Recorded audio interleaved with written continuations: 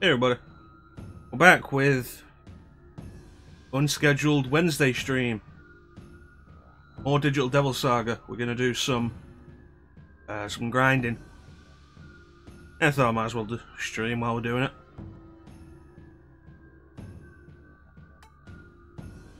Still got a bit of a ways to go before we hit that. Yeah, I thought we'd just do a bit of grinding on stream. Why not?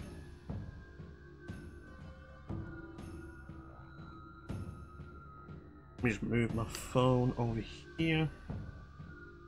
Info. Emails. Alright.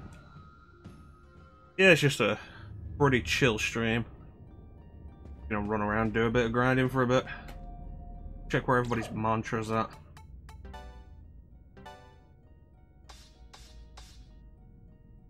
Alright.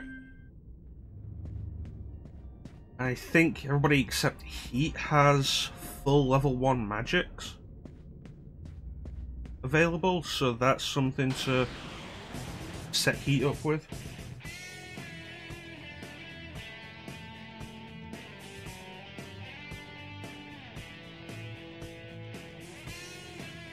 Completely forget what unicorns are weak to.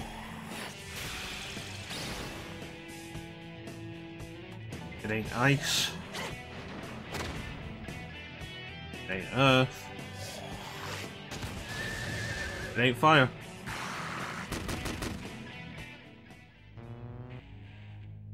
Yeah, just like do this for an hour or two. Just kill some time. Get the grinding that we need to do anyway, just get that done. What's this sign on the wall say? Oh, that's not good.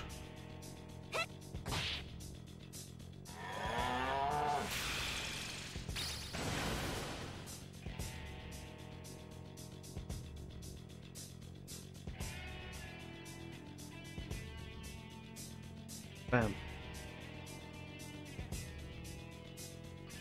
Alright. Let's do a transformation for everybody.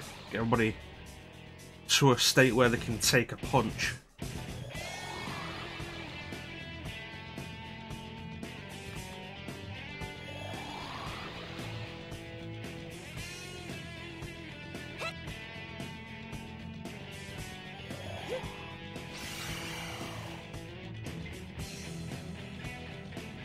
Okay, so muted. I guess it's a good thing we're next to the restore point anyway. Apsaris is always weak to fire.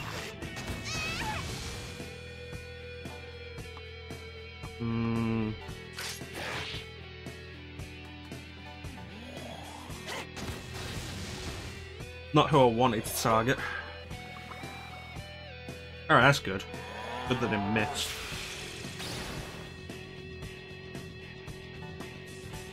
Got attack Apsaris. Hit this guy with a Zeo.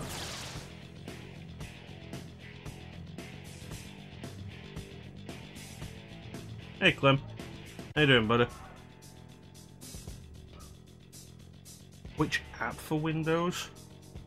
You know, I'm on Windows 10. I've been on Windows 10 for several years. And the only app I've ever tried was the Netflix app, and I found it underwhelming compared to the simplicity of just using the browser.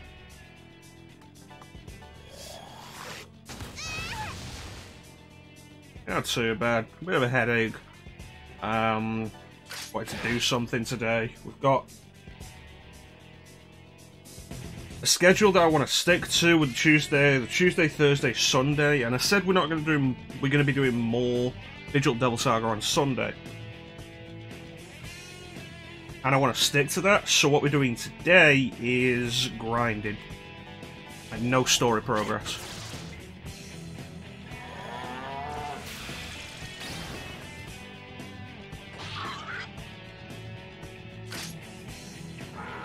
Yeah, I think Teak mentioned something about that a few weeks ago during one of the KOTOR streams.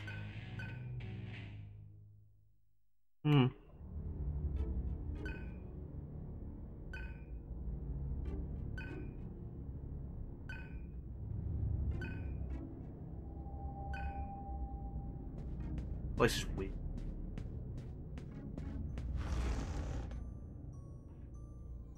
Yeah, nothing serious today. Just run around in a circle and grind for a bit. Yeah, a lot of the changes they'll throw out like this always are weird and feel not worth it.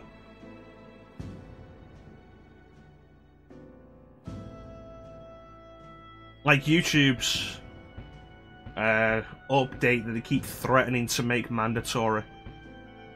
Checked it out, don't like it. Yeah, it's reasonable, man. I was debating doing this off screen, but I just decided, no, let's actually do it on screen. Have something revive skills. Yes, recalm, please. It's like, I'm just kind of not really doing anything tonight anyway. Might as well keep myself active. I actually ordered a green screen to go behind me, so like we can, at that point we get rid of the frame and a bunch of the stuff around it.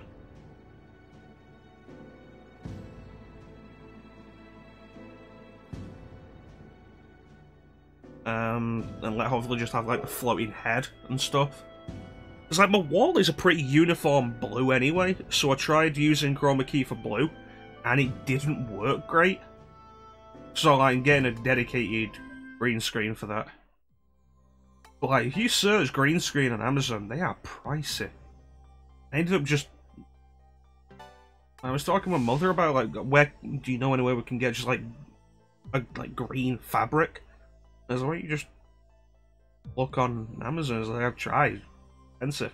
It's like green, just like search green fabric instead of green screen. Get yourself a roll of green fabric, and you're way better off that way. It's cheaper, and you can also at that point more customize how much you want. Part of the problem with looking for green screen on Amazon was like huge green screens. Talking about stuff like you'd film live segments on, like 16 feet and shit. Well, I don't need that to go behind me. It's like we do that, like we turn the camera a little bit this way, so we don't have the curtain, and then bam. Well, because I'm currently sat over here. Movie production.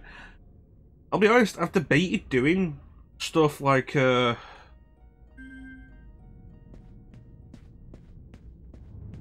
reviews and stuff on YouTube. But everything you see nowadays says that it just isn't worth it.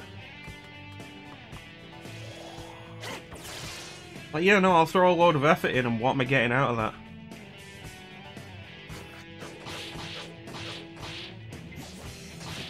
At least with the Twitch streams, like, you get the interaction, that's the good stuff. That's what I'm here for, the interaction.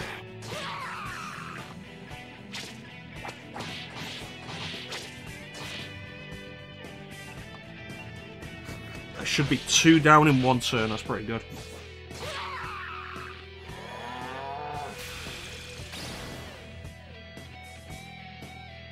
So how you doing, Clem? I don't know if they asked that. Did they ask that? I don't know.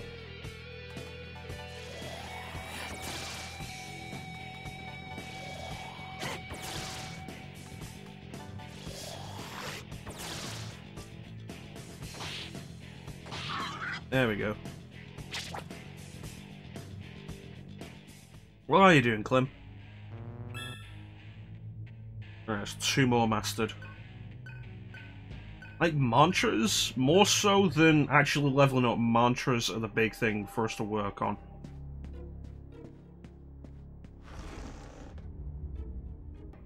And is it warm out there? It's actually been raining all day here.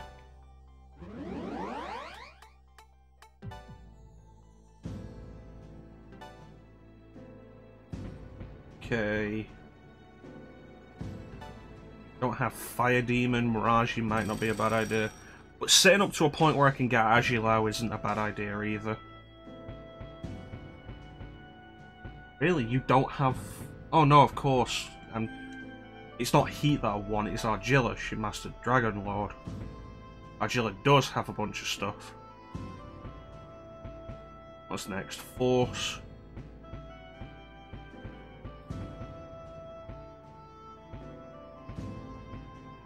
Having to learn this is probably a good idea, because getting to the point where everyone can learn Iron Stomach will be very helpful.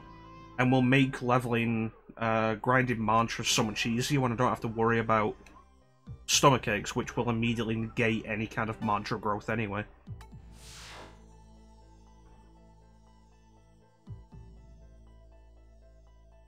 I like thinking about stuff like this.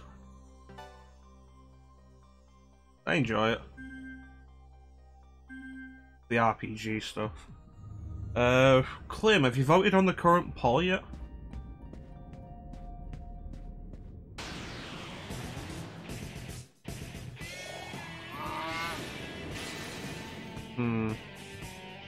Oh shit, Heat's frozen. That's not good. Probably. Let me link it for you just in case. Ah shit, Heat's dead. Well, we got a lot of votes going on right now, so...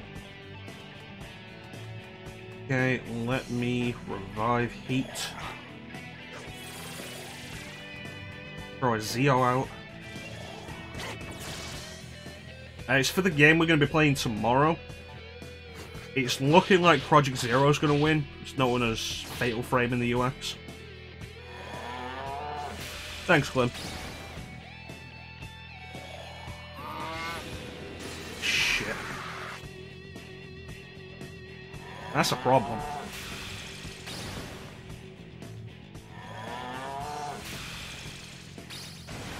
Yeah, I think that's why I got the idea to put it on. It's like, I've never actually done Project Zero, and I've had it for years. Let me throw it on. I didn't expect everybody to vote for it. I was kind of thinking like, oh, you know, people, maybe this time people will vote for Police Notes or Ninja Gaiden. No, everybody's gone straight for Project Zero. Crazy.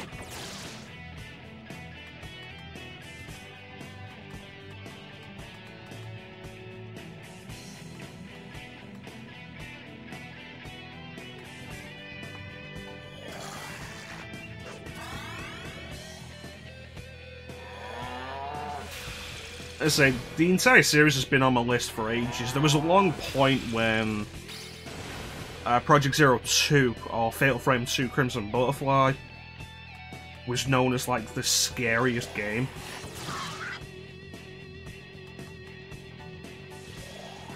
So I thought, like, you know, let's get some of that in.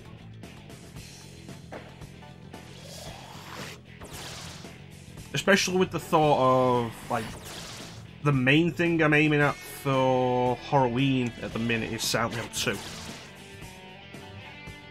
Come on, kill it, kill it! Yes.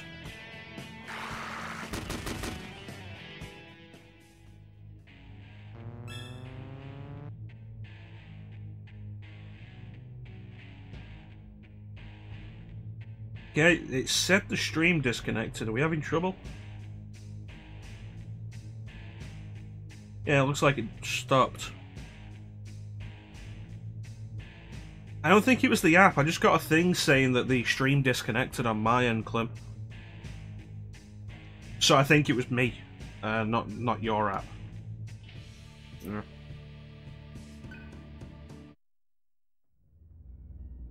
One thing that makes it way more convenient to stream through Streamlabs OBS rather than the Elgato software, which is what I used when I started. Like, we actually get feedback.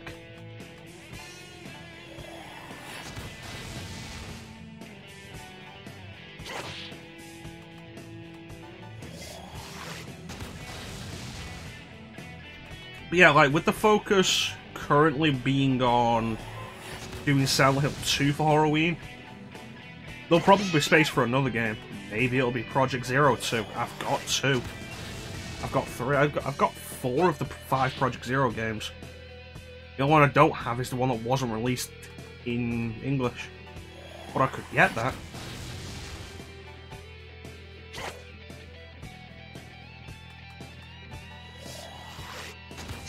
Yeah, I think it'd be a fun idea. Interesting, like the stream disconnected, but we've not dropped frames. Alright, I'm heading back to here anyway, so we'll just recover this way.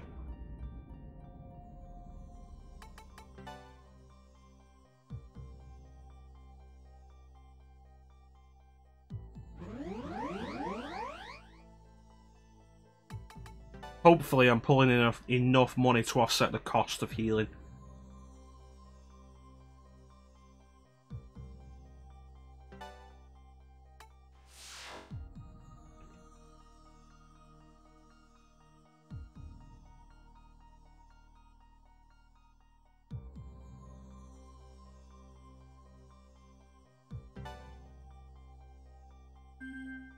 That reminds me, I changed the marathon poll.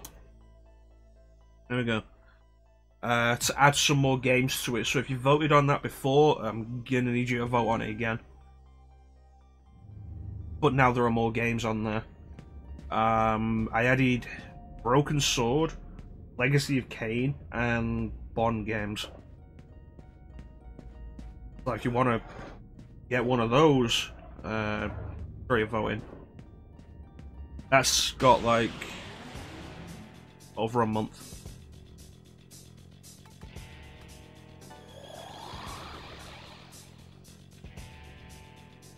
So the choices there are Sonic the Hedgehog, Metal Gear Solid, the Arkham games, Halo, Broken Sword, Legacy of Kain, or the Bond games. I need to get something to remove mute. There's too many enemies casting mute here.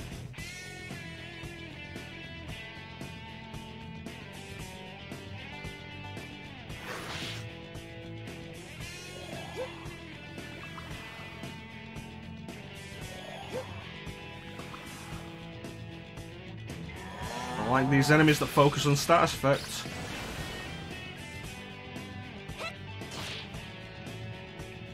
Bitch.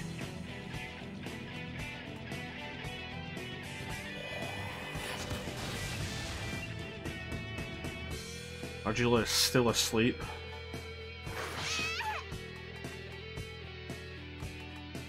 Yeah, at this point I might as well throw a deer on here.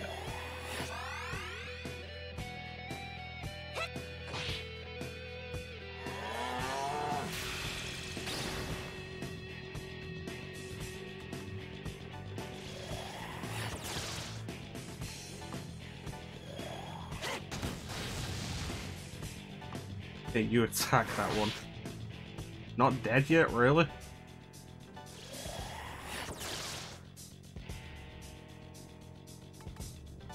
Eat him. Damn it.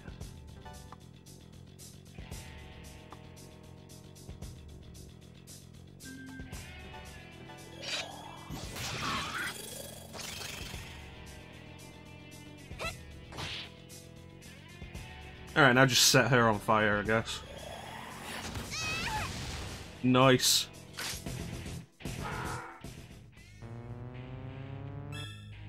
Alright, Bolt Lord done. Go and sort this out.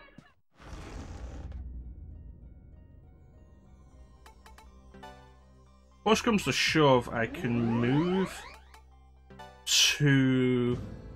The Maribel base has a free heal point. I can move there and do some grinding there if I need to. Okay. Ice.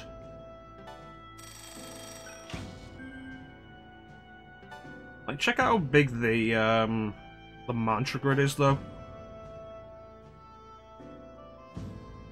And we end up with a problem of, like, the one at the top that's furthest to the right, those are 50,000.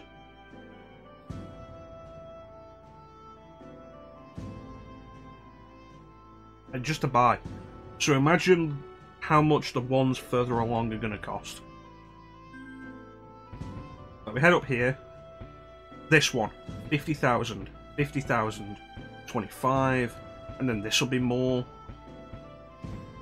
It's like, phew.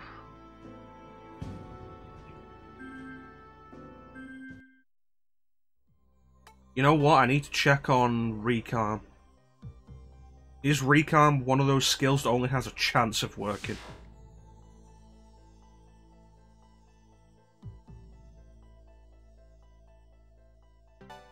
Need to figure that out. So, Gale doesn't have it yet, actually, so we can't check. Can we? No, we can't. Damn it.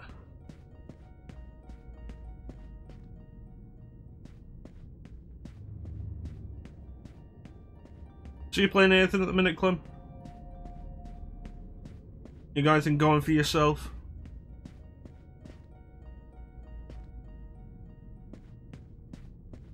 Place is weird. Nothing new.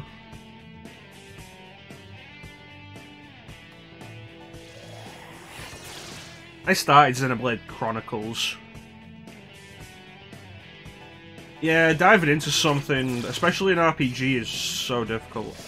I started Xenoblade Chronicles and I need to play more of it.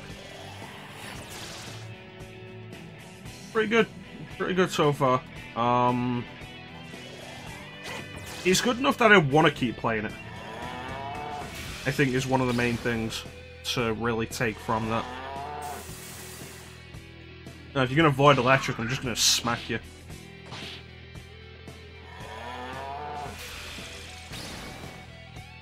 Yeah, it's good enough that I want to go back to it, which is always good.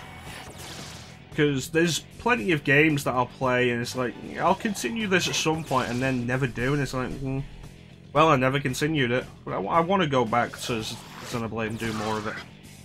It's the main reason I've not been watching Crag stream it. I know Crag's been streaming it, and I want to join his streams, but I want to do Xenoblade for myself.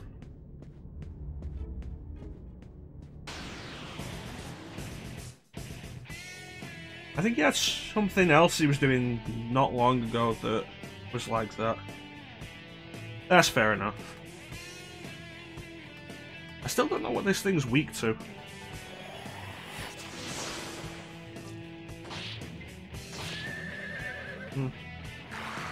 Yeah, Rogue Galaxy, I've been meaning to play that for years. That's a game take a drink every time I mention a game that I started and then just never continued. I got it on PS2 years ago. I've still got it on PS2. I bought it on PS4 as a PS2 Classic, and I've just never... I started it, and then never got around to continuing it on, like... Not the PS2 Classic version on PS4, the version on PS2, I started it, and then never continued it.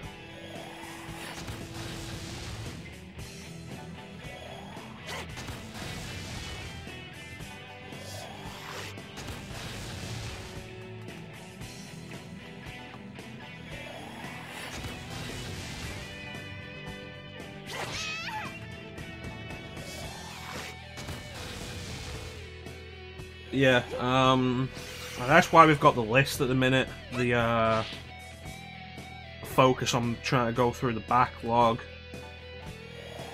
Try and get to a lot of that stuff that we've just not done.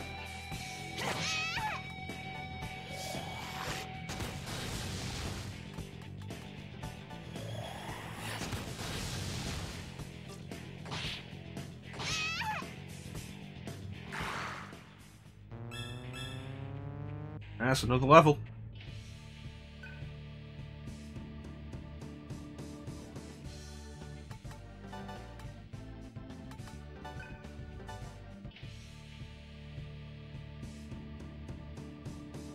Gonna be honest here, I have no idea what I'm doing with my stats.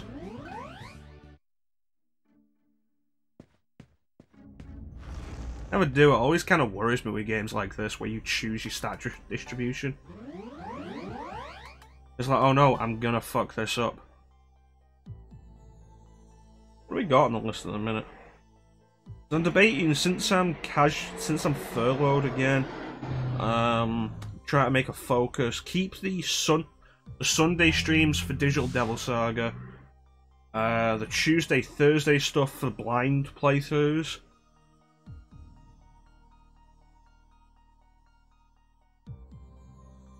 It's not even about level of power, it's a level of capable... It's level of... I guess control in something that could be easily fucked up. Is my problem. But what was I thinking? Yeah, like, Tuesday, Thursdays for the blind stuff on the vote. But maybe I'll do extra streams and just pick out a game for myself from the list. I added Perfect Dark to the list today. I've never finished Perfect Dark. I've only played it once. Snatcher I wouldn't mind getting to. Zone of the Enders.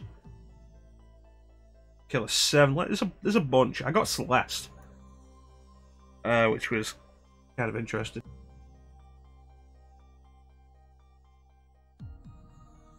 I got Celeste for Switch. It's a platformer. Seems really neat. It's got a lot of positive press. Oh, you already know what it is. Cool. I started it and thought, fuck, this is a game I should play on stream.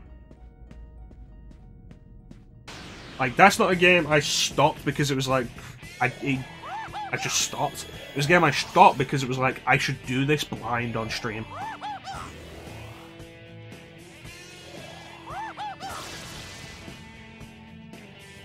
Oh, that was nasty. Shit, what is this guy weak to? It does have a very nice art style. Definitely have to agree with that. Was it ice?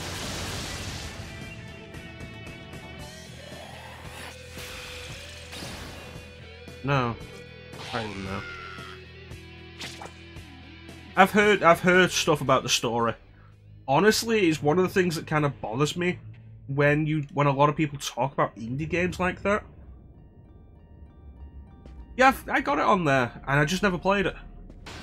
But I picked it up for myself on Switch. You know, not tied to the games with gold. God damn it.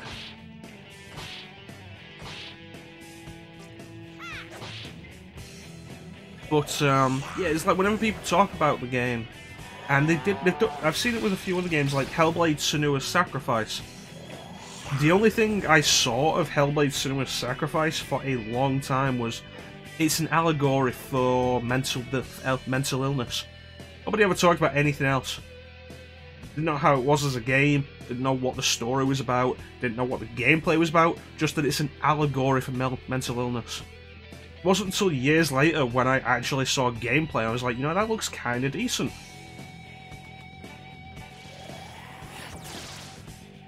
God damn it. And the same thing happened with Celeste. It's an allegory for depression. Cool. How is it as a game?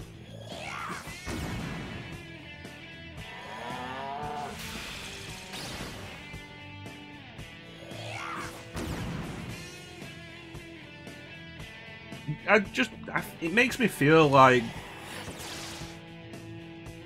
Fucking really? It makes me feel like games journalism really needs to stop with that shit.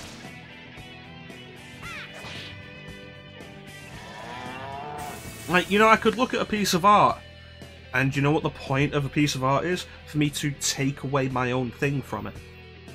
Not for you to tell me how I should think about it. Oh, for fuck's sake, Surf.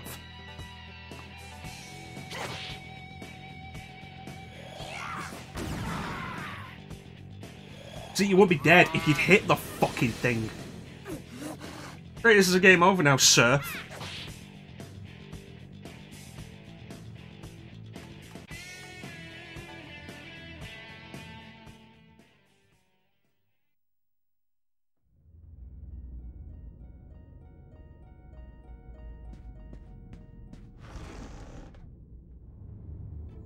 Unfucking believable.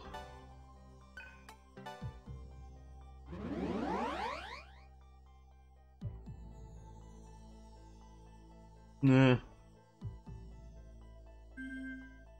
Becomes a case of, like, people feel way too comfortable with just saying shit like that. It's like BioShock. Is BioShock on the list? Let me check. BioShock's on the list. BioShock is a game I played for 5 minutes. Or like 20 minutes. And I stopped because I wasn't overly into the mechanics. I might have been into the story if, you know, the story wasn't something everybody spoiled.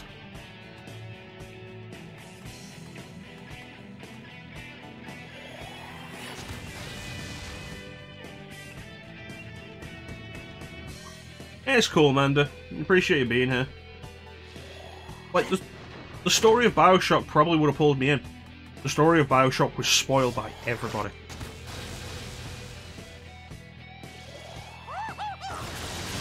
I wasn't in a position to play it until 2011.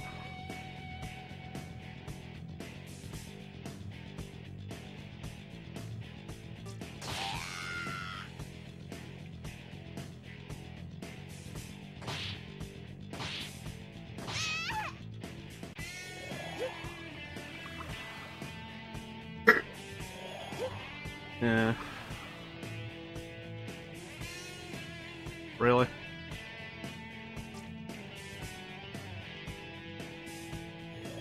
Portal's another really bad example.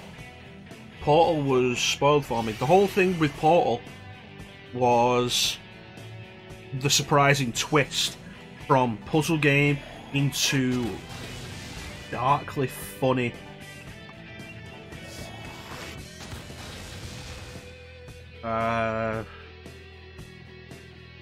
The writing becomes really dark and funny, becomes more comedic. GLaDOS becomes more of a character rather than just a voice.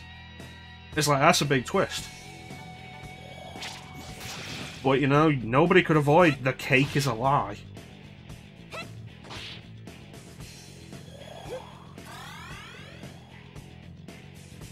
Well, I'm setting you on fire.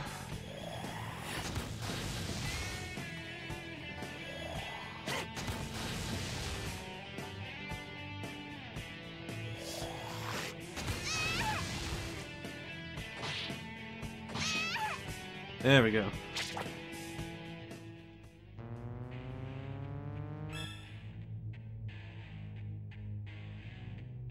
Alright.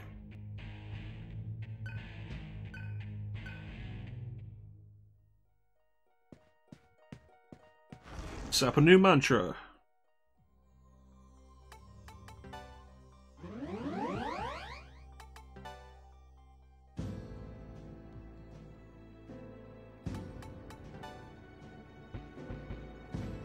I really do feel people are way too open in talking about stuff like that. Especially when it's a major twist to the game, or a major factor of the game. It's like, okay. Have you played Spec Ops: The Line?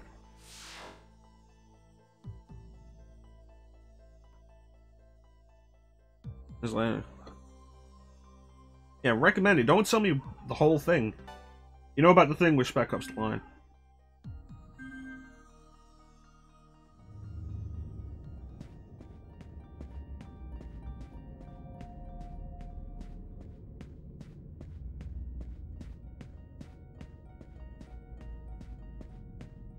Yeah, Spec Ops: The Line has the big twist.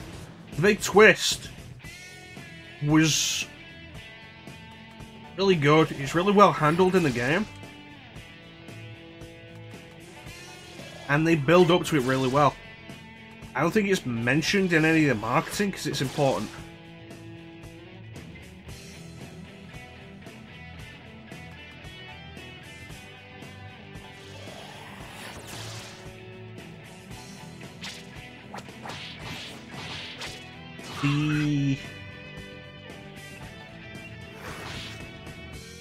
The twist was pretty much immediately the main thing anybody talked about. Spec Ops: The Line is an awkward example as well because chances are you weren't going to play Spec Ops: The Line without knowing that. And admittedly, it's a big part of the reason why I played Spec Ops: The Line.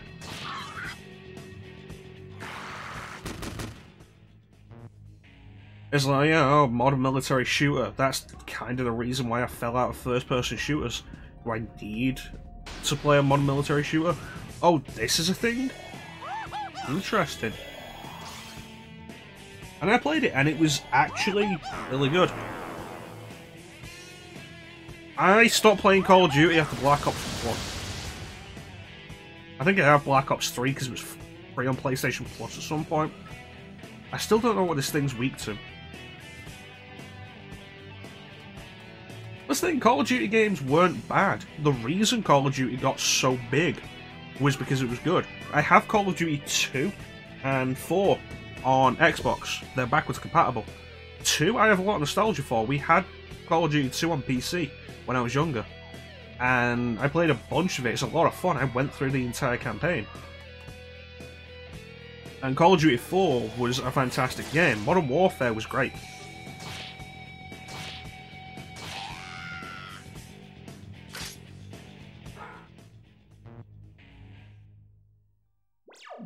I think the problem started with Modern Warfare, but didn't really hit until Modern Warfare 2, or possibly Black Ops, where it's like, oh, the multiplayer. The multiplayer hit huge with Modern Warfare.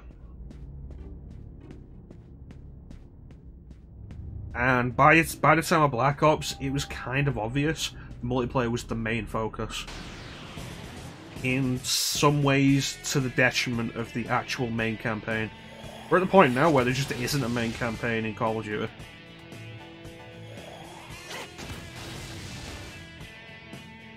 It's like, you know, I wouldn't mind going through Call of Duty at some point on here. Probably 2 or 4.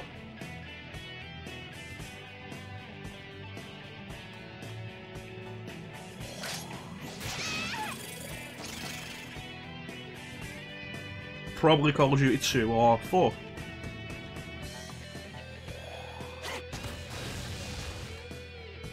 Because like 2 I have the nostalgia for. 4 has a really good story. And there's that one moment in Call of Duty 4 which changes everything story-wise, and it's kind of a shame that it's not really spoken about anymore, because that was a big deal.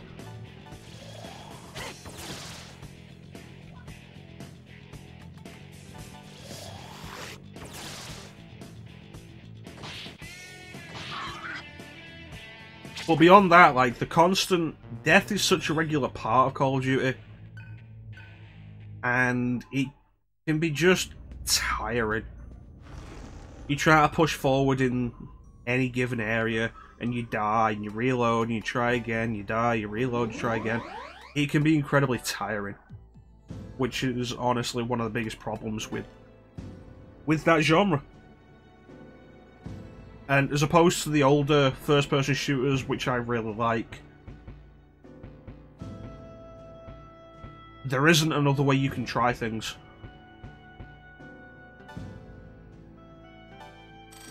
Not in Call of Duty, not in the modern military shooters. There just isn't another way to do things. You have one path, you have one line, you've probably got a specific set of weapons that the game's set up for you. It's not a case of, oh, maybe if I go through a different door and take them from a different route, maybe if I try a different weapon. And it's like, it's just beating your head against a wall constantly until the wall breaks. That's Call of Duty. Yeah, I can understand that. And Call of Duty, I guess somewhat indirectly, is why I fell out of shooters. Because everything tried to be Call of Duty, and it's not something I find overly fun. Like I say, Call of Duty 2, the nostalgia. And it was one of the earlier examples, and it had a big focus on its campaign. The campaign in that is fucking huge, compared to a lot of the other shooters that came after it.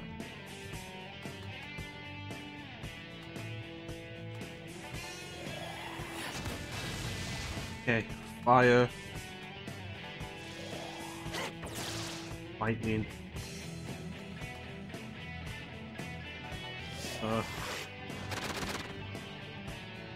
Like the shooters that came before, because I used to really enjoy shooters. We had stuff like GoldenEye was the first-person shooter I ever played.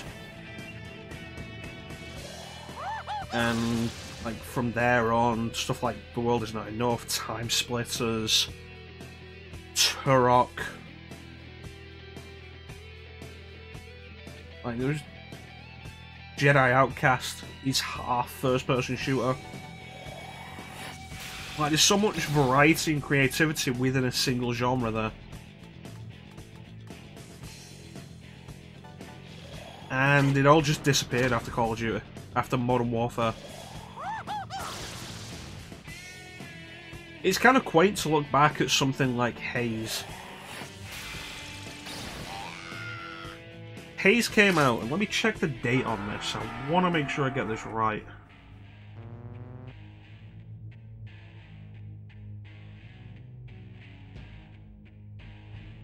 Okay, Haze came out in 2006. Exclusive to the PS3. Free Radical? Oh, Free Radical. What?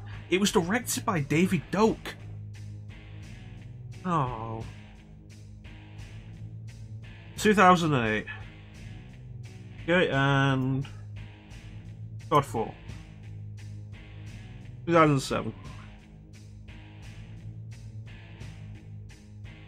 The funny thing with Haze was that it was labeled as a Halo killer, when by that point Halo didn't matter anymore.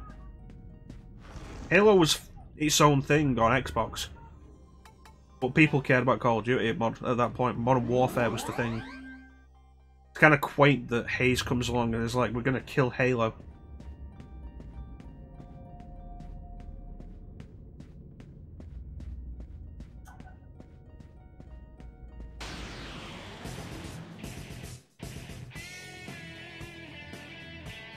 Does it though, Clem?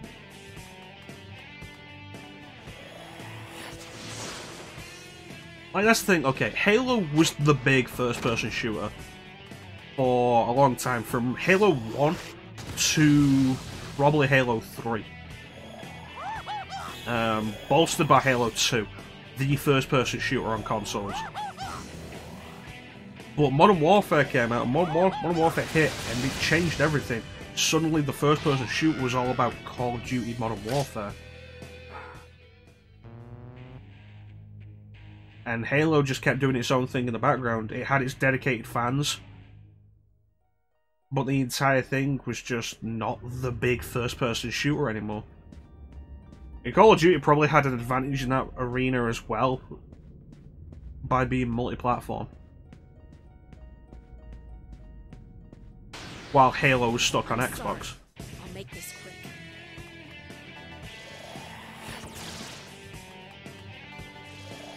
Like, I did not realise Haze was done by Free Radical. Free Radical are the guys who did Time Splitters. The guys who split off from Rare after GoldenEye and made Time Splitters. David Doak was one of the dudes on GoldenEye. He had a cameo in the game. In the second level, you had to find Dr. Doak. That's tragic. And then they were bought out by Crytek, and Crytek did nothing with any of it. And now I think somebody else owns Time Splitters, and they teased some kind of return for Time Splitters. Time Splitters Online would be fucking amazing. I'd play that.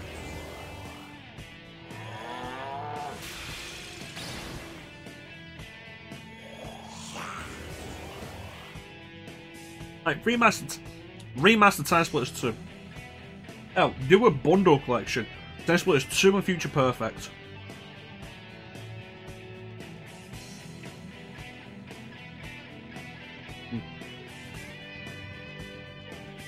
That's fair enough, Clem. I don't know how long we'll be here. Probably at least another hour if you come back. But thanks for dropping by, buddy, if we don't catch you again later. And you have a good day. Like, okay. bundle Time Splitters 2 and Future Perfect together. And give them online support. Release them as a remaster. That way it's not costing you much to do, compared to, say, doing an actual Time Splitters 4.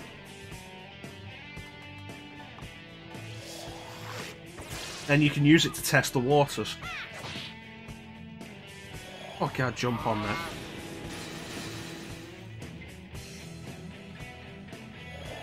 We should do Time Splitters. Time Splitters 2 was so much fun.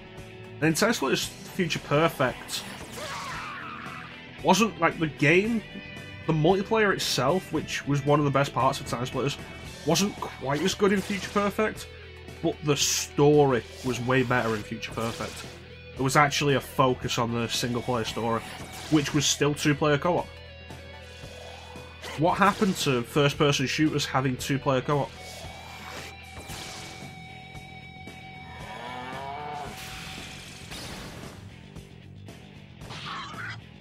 Two-player co-op was great. Love two-player co-op.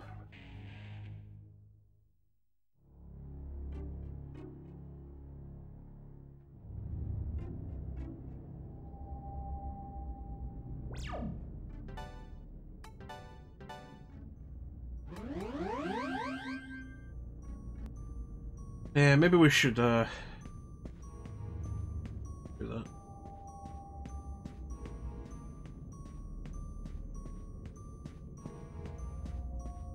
Yeah, the couch multiplayer really disappeared. And I first noticed that in, God, what would that have been, like 2007? I was in HMV and they had Burnout Paradise set up. And I was with a friend, I was like, hey, let's check out Burnout. I love Burnout Revenge. Check out Burnout Paradise. How do we put this on two-player? Burnout Paradise has no local multiplayer. And that's when I first noticed it, and it pushed further and further. And it really is a shame. But then it's a good game. That's why I've got Burnout Revenge on Xbox. It's backwards compatible. Don't miss.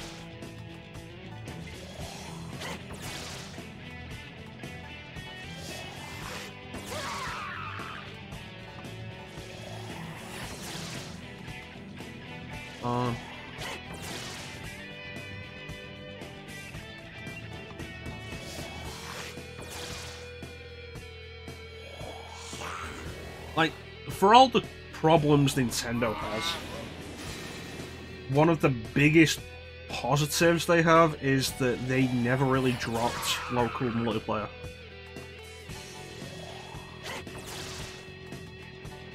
Which is really good.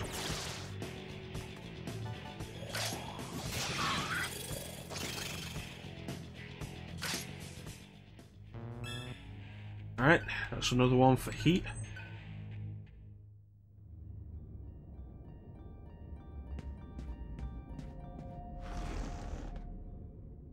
And let's be fair, Nintendo didn't want to get on board with online because they considered it a fad.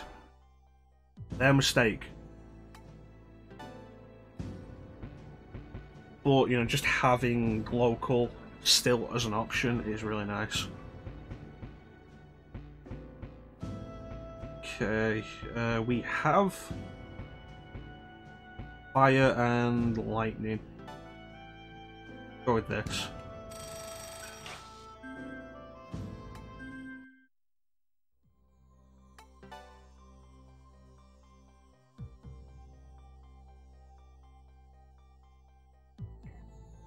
Like, local co-op some of the best times ever have.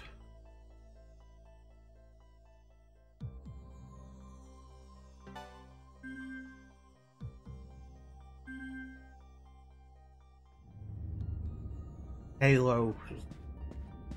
Every Halo game is local co-op. Every main game in the series and ODST. Local co-op. I pick up Halo 5 for Xbox One. I look on the back of the box. No local co-op anymore. Gotta do it online. That's how we all fell.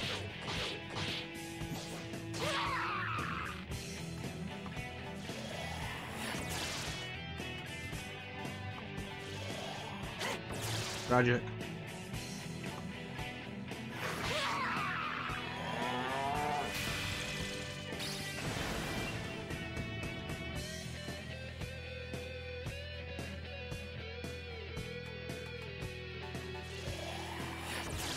Ugh.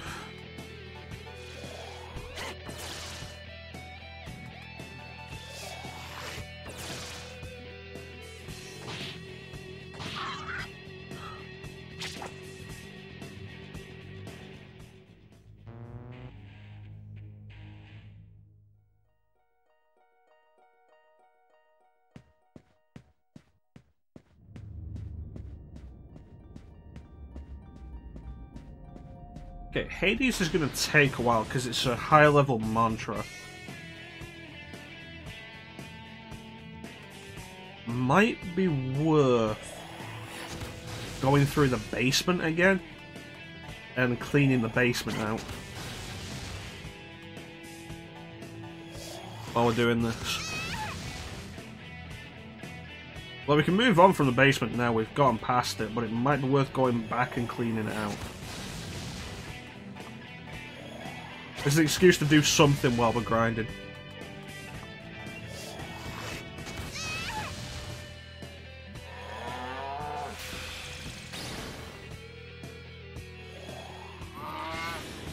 We're gonna do that though, I don't want to waste the grind time for the mantras. No, Zio. So... Oh yeah, cool, you're stunned.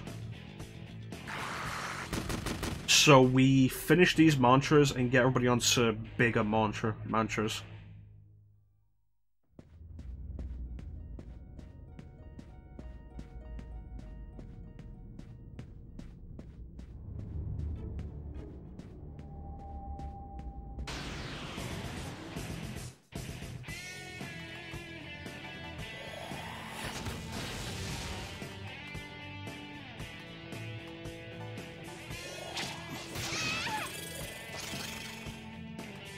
Come here.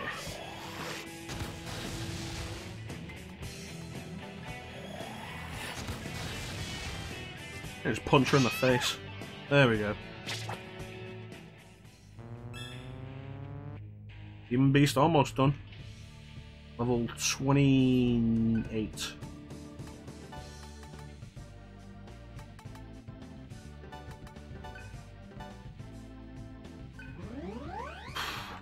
Recover the hit points. That's fair enough. Yogurt's a good choice. Like yogurt or like breakfast bars. Good choice. You don't always feel like eating something big. Maybe I want a sandwich, but I don't want to make a sandwich.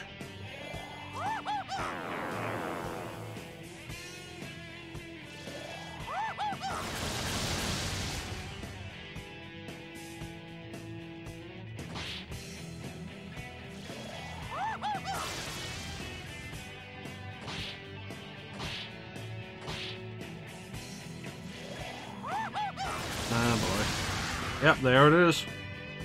Heat is down.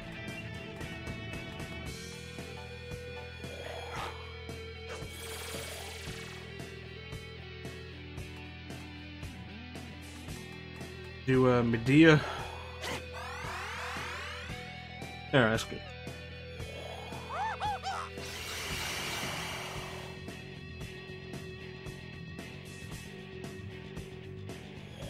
Oh yeah, I forgot about this bullshit attack that hits everybody with a random status effect.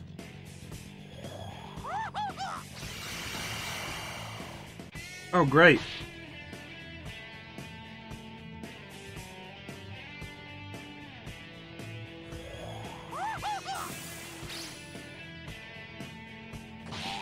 Death Repel, is it weak to Mudo?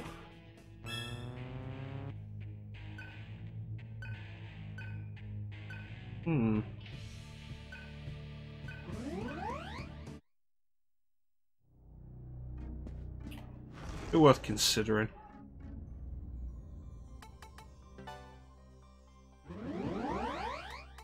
Okay, new mantra for Argilla.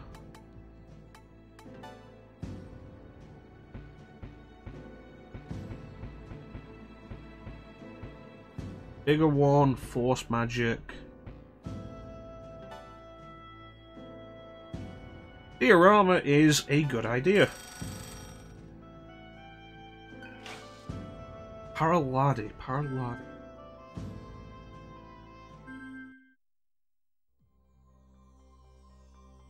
This is the problem when you spend too much time on the Persona series, because Persona really cuts down how many spells you have. Compared to mainline Shin Megami Tensei, you end up getting so many of them.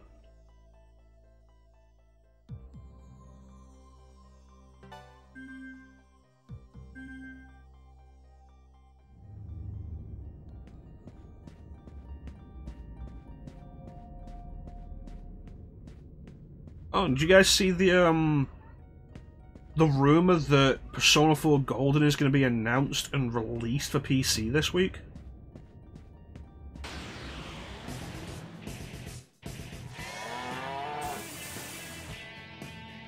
Guess I'm just hitting them in the face.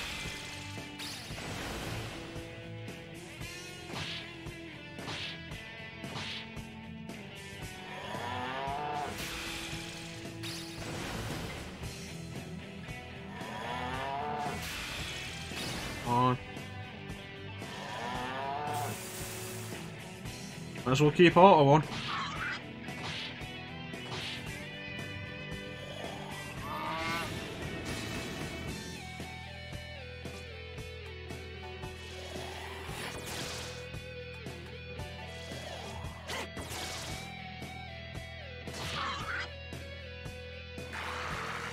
It's not been officially confirmed, but it jumped all over a bunch of media yesterday, earlier today, this morning.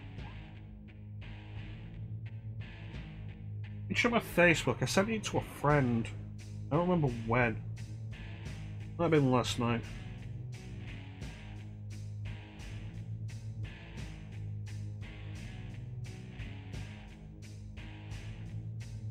Tuesday. It was yesterday. It was last night. Yeah, so...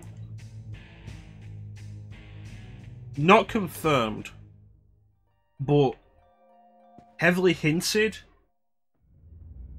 And it seems people dug into Steam databases and found stuff that says, yeah, no, it's going to happen. Which would be neat. I mean, the Vita's not the most accessible system as it is. So putting Persona 4 Golden on more systems would be really good. Hopefully they'll follow that up with some other stuff. Like maybe Persona 4, Persona 3.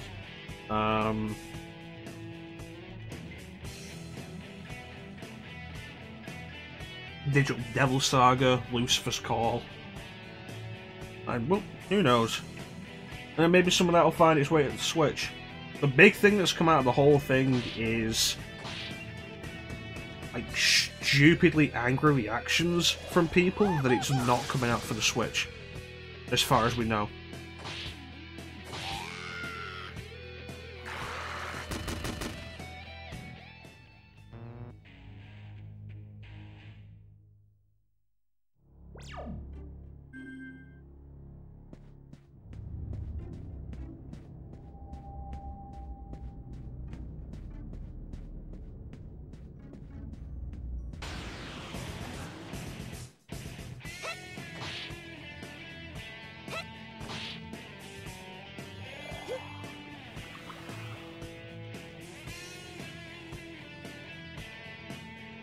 It's like, okay, so it's not coming out for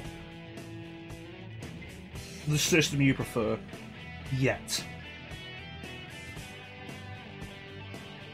But it might. For all you know, they could have it in the works now. They could turn around on, I think it was the 13th. It seems to have been scheduled for, is that Friday or Saturday? It's sometime this week anyway. Because I doubt they did announce it on Saturday and then release it on Saturday. But it'd be entirely possible they'll turn around and just say PC and Switch.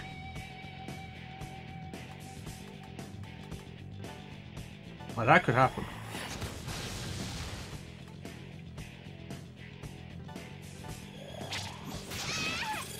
Why the anger is? It's the same kind of shit with Astral Chain came out, and it's a Switch exclusive, and people were so angry about that. It's like, hey, put it on a real platform like the PS4. It's like, it's a Nintendo game.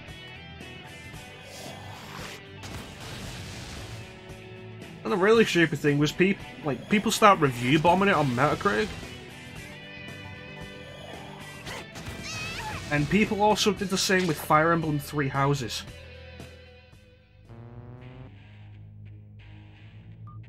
It's like, if people turned around and like, a new Star Fox came out and people started saying, why isn't Star Fox on PS4? It's a Nintendo thing. What the fuck's wrong with you?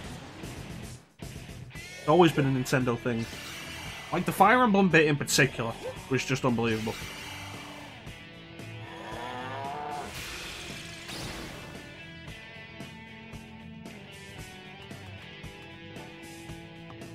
Dio. Should have focused on these guys, because they can put me to sleep and silence me.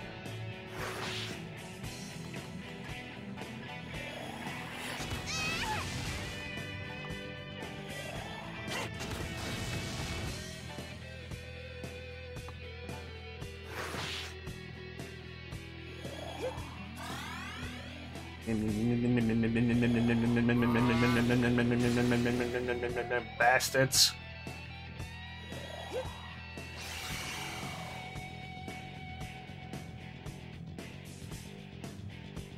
Alright, finish them. It's like, I say Star Fox specifically, it's like, it's a lesser Nintendo franchise. Because let's be fair, Fire Emblem isn't Nintendo's biggest thing ever. It's gotten more successful since Fire Emblem Awakening. It's not one of their big hitters like Mario or Zelda. Which is why I used Star Fox as an example. Because people like Star Fox, but it's not Mario or Zelda.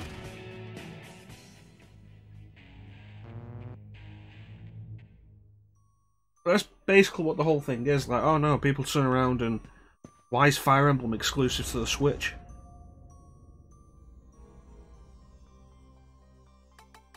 People did the same thing when Bayonetta 2 came out exclusive to the Wii U. They're like, why is Bayonetta 2 exclusive to the Wii U? Nobody has a Wii U, nobody's going to play it. And like, at the time I was like, why is Bayonetta 2 exclusive to the Wii U?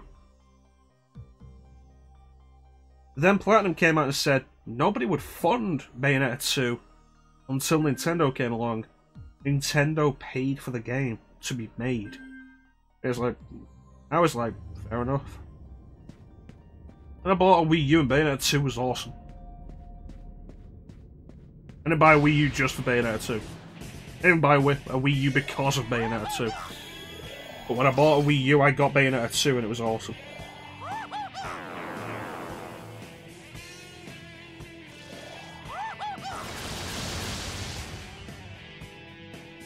There.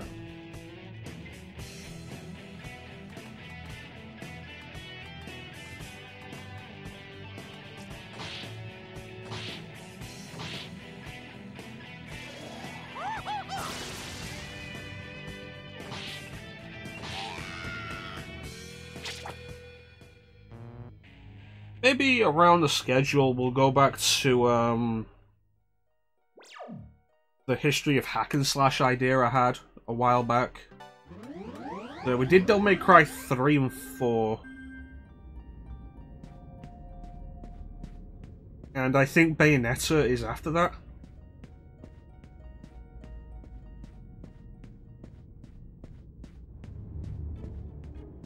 I don't mind playing through Bayonetta.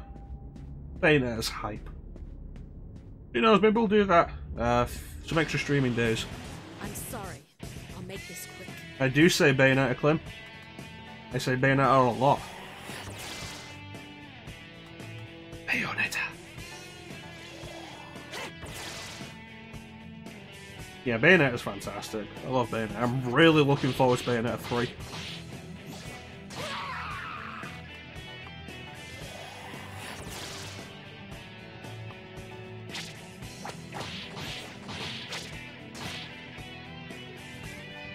They announced Bayonetta 3 a while ago. You know what, let me look up a date for you here.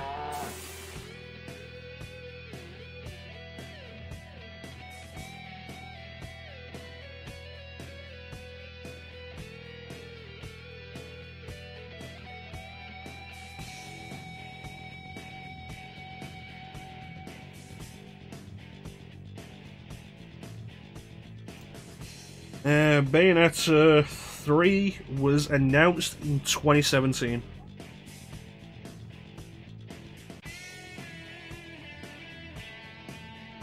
Coming to Nintendo Switch. It was announced at the Game Awards 2017. I don't get why anybody legitimizes the Game Awards as a thing. Well, that's the thing. Like Bayonetta 2, it's being funded by Nintendo.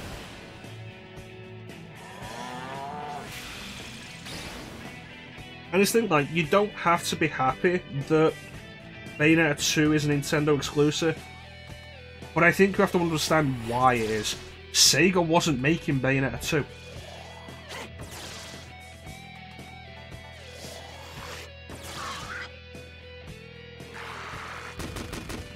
Don't worry, Clune, when Bayonetta 3 comes out, I will stream it. As long as I'm still alive when it comes out. But no, fuck it, I'll stream Bayonetta 2. No, Bayonetta 3.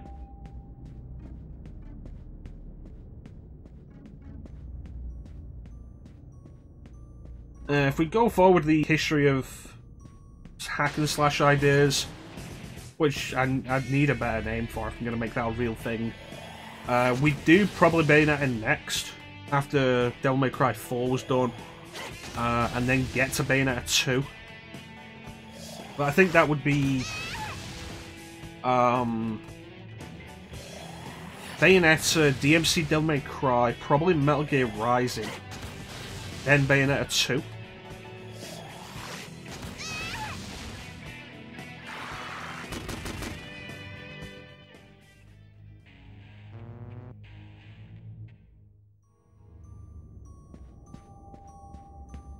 Bayonetta 2 is good, though. I enjoy Bayonetta 2. I only played it once. It was good. I don't replay games a lot these days. That's part of what the stream was for.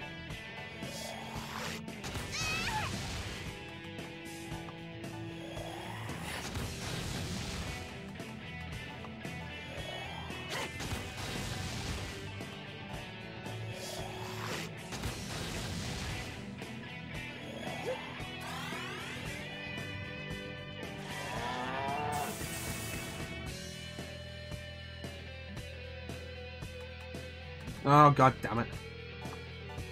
Went through Void Elect on yourself while I wasn't looking, didn't you, you bastard?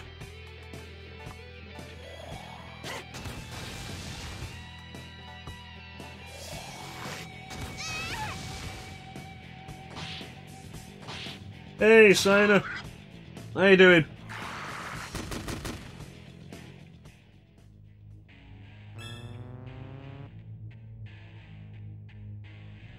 Work got you down?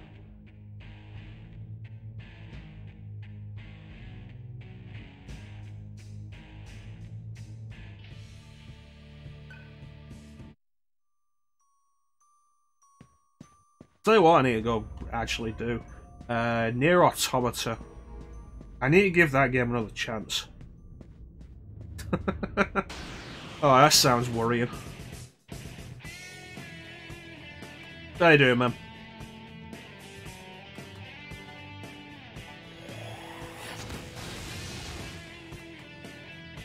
No, I'll have Heat eat her. There we go.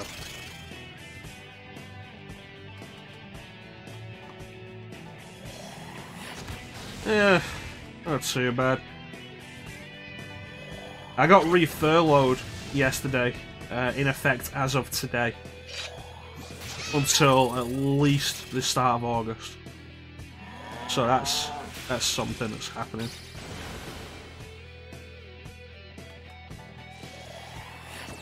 And try to make the best of it. Doing a little extra streaming just to keep things going. Not making any progress on this game, we're just grinding. Still being paid, we're on the 80% again though. Alright, there we go. Ice Demon's done, let's get something a little bigger this time.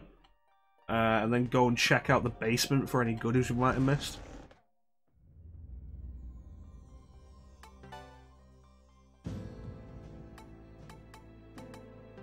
Everybody else will take a while.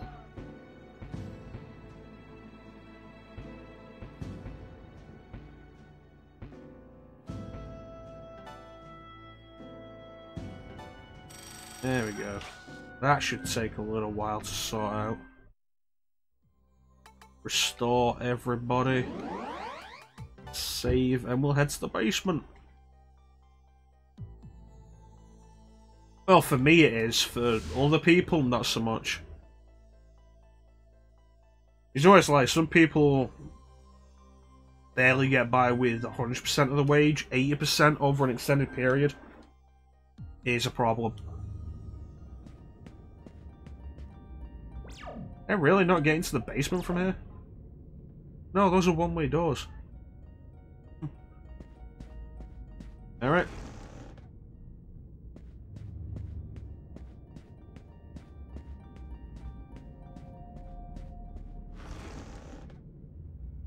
So we just talk about Bayonetta and stuff. The idea I had a little while back of like a history of hack and slash stuff.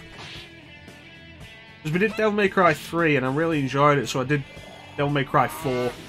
But I was like, what if we do more of these as they went on? Then I got burned out with streaming and Star Wars month happened and I went back to work. And now all of that stopped, so we're in a position where we can just start doing it again. And Bayonetta would be next. Pretty sure Bayonetta would be next.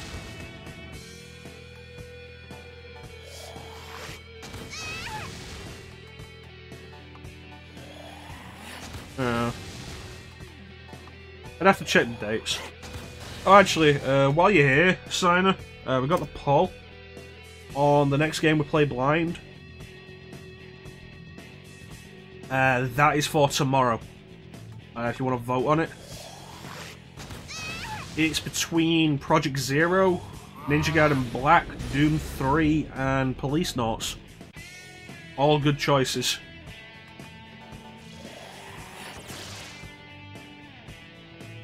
Oh, fuck yeah, smack him till he's dead now. Cool. I appreciate that, Signer. Thank you. Yeah. I thought you'd be into Project Zero. Project Zero has been way more popular than I expected. I was kind of expecting like more support for Police Notes.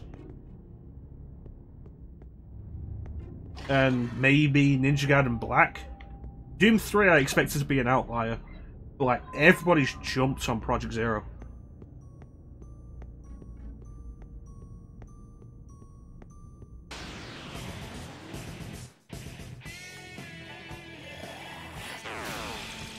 Ah, damn it.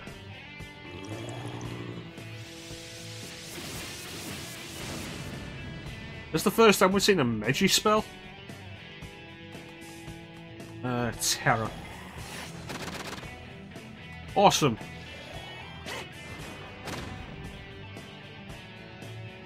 Fair enough, man. We'll get to Police Notes eventually. I want to do that for myself.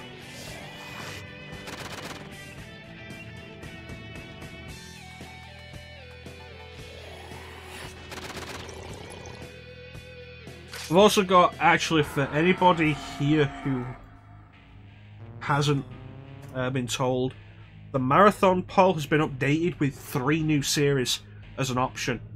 Because originally it was Sonic the Hedgehog, Metal Gear Solid, the Arkham games, and Halo. And we've added Broken Sword, Legacy of Kain, and Bond games. So if anybody wants to throw the vote back in there, if you want to vote for if you want what you voted for before to be in there, you'd have to vote again, because it's a fresh poll. But if you didn't realise there's a new poll there, please go and vote.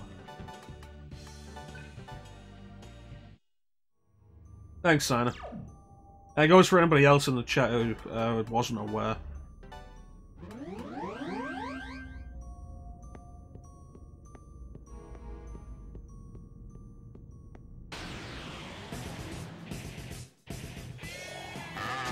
Oh god, Baphomet. Did they ever figure out what this thing was weak to?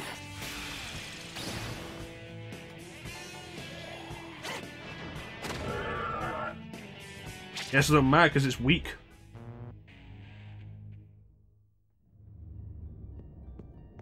Dead end? Dead end. Alright. So that's all of this side.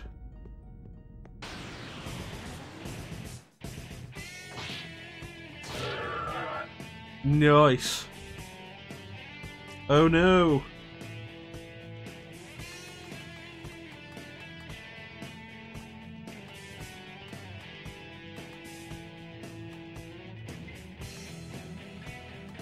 You know, I always forget about Angelic Grace. I need to remember it's there.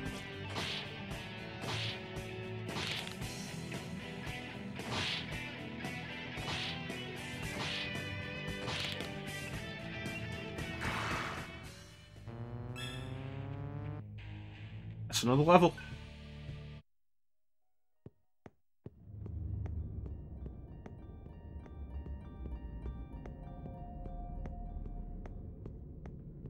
Yeah, we checked those out.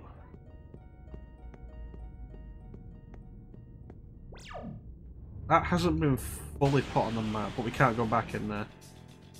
Ah, shit.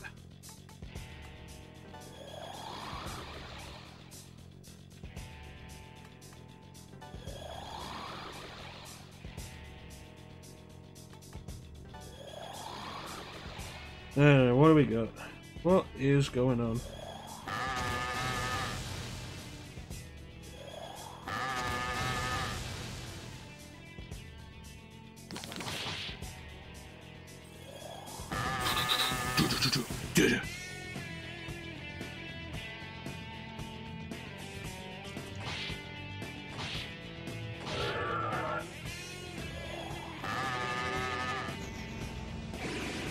Okay, the ball and the other ball.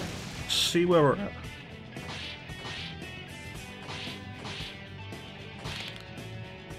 Wow, somebody voted for Doom 3 on the poll for tomorrow. But at the minute, Project Zero is just winning, like, way ahead of everything else. And we have 2 votes for Sonic on the August Marathon, 1 vote for Legacy of Kain. Who knows, you may yet see Blood Omen on this channel.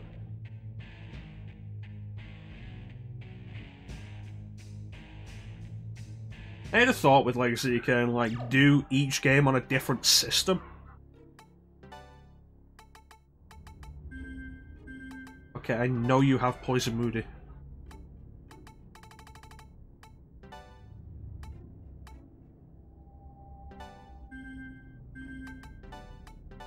I think outside battle I should just be allowed to use that.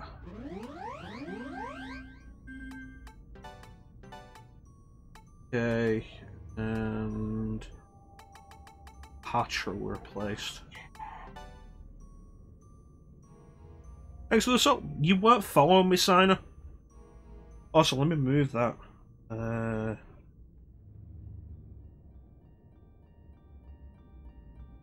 we go.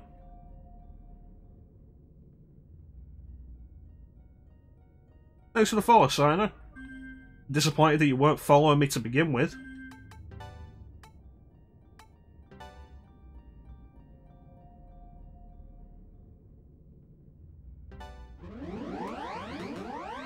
Alright. But yeah, I had a thought with Legacy of Kain, like, do each game in the series on a different system. The only issue with that is I don't have the Xbox version of Defiance. Not anymore. Oh no, I can't cast Hammer now, whatever will I do? Oh yeah. Yeah, I'm sure it did.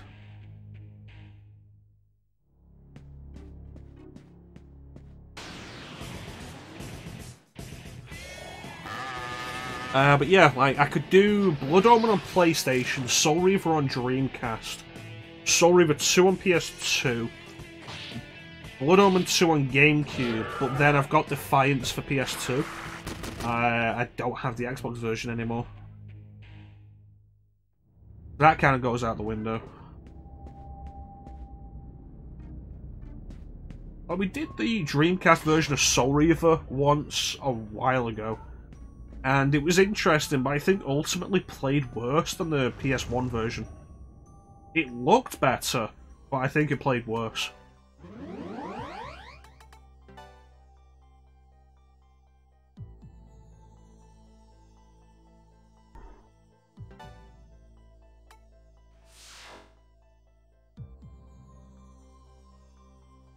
Alright.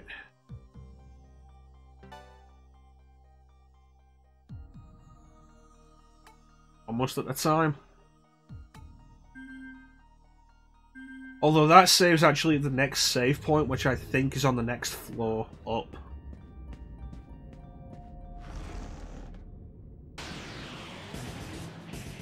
I also think I had more trouble finding the right painting on that save. Alright, smack him. I just love these PS2 RPGs.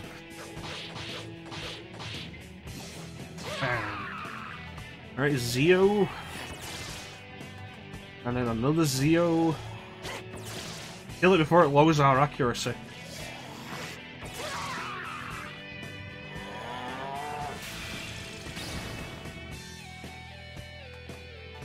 Good work there, big guy.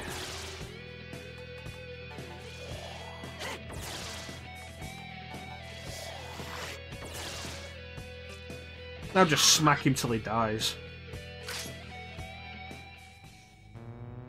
It's good stuff. Alright, so if we kill Mick, if Mick is upstairs and we kill Mick,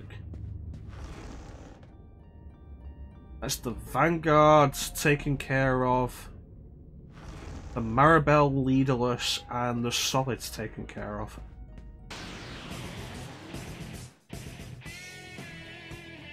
Vanguard, Maribel's, Solids, near the Ember, and it leaves us with 2 other foes to take on.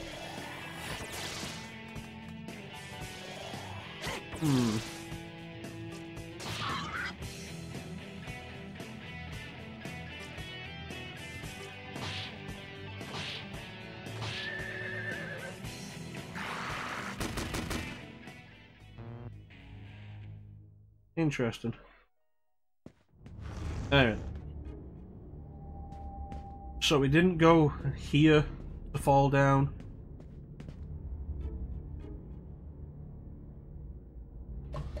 While we're doing the grinding at this point, we might as well fall down all of these areas.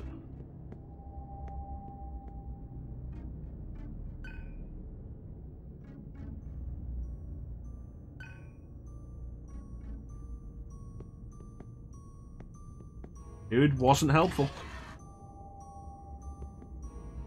This way? It's this way. Alrighty then. This thing was weak to terror.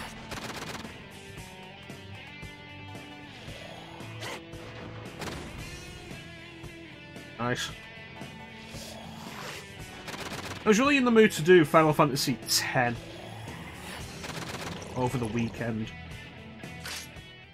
I took that motivation and used it to push myself into finally starting Xenoblade Chronicles. I pre-ordered the fucking thing, I might as well play it while it's still worth the money I paid. Really should stop impulse buying shit.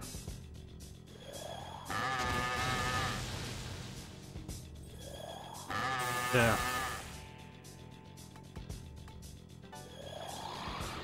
Embryon, transform and roll out.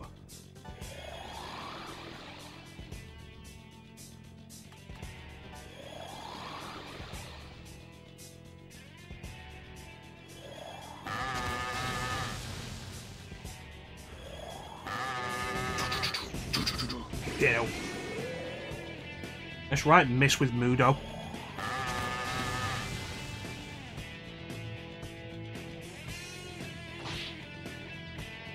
Surf, do you have a problem with hitting enemies?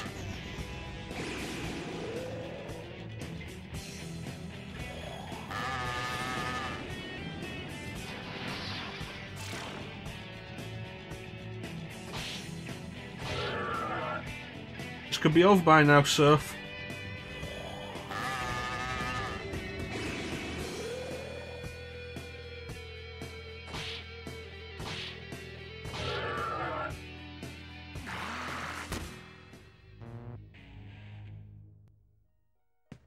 Alright.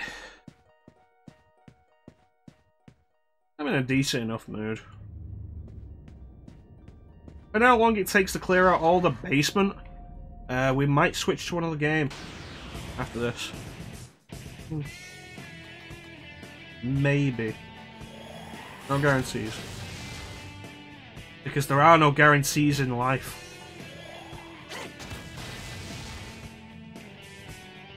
Reminds me, you've got actually Lao.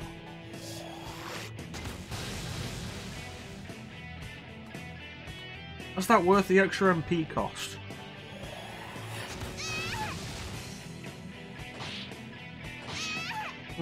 Probably not. It was still 3 turns.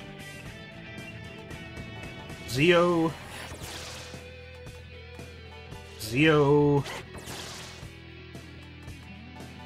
Yeah, I guess I don't really have anything on PS2 that I want to start that I'm willing to just not continue.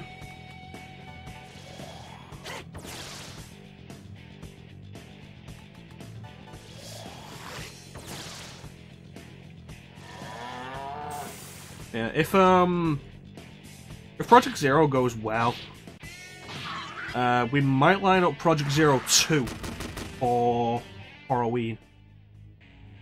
Because currently we have Silent Hill 2 set for there.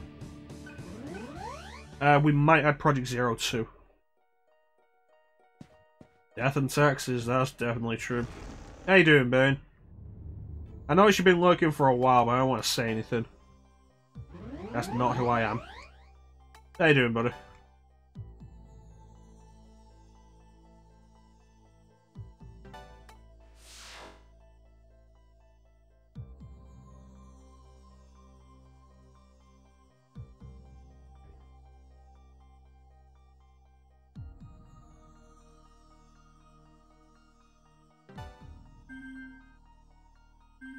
Alright, let's hit all of the paintings that will send us to the basement.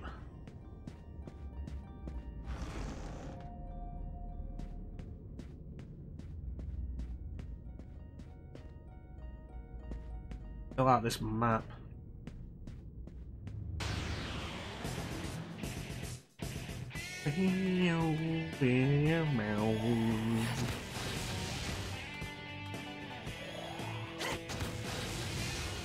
Okay, 3 versus 6.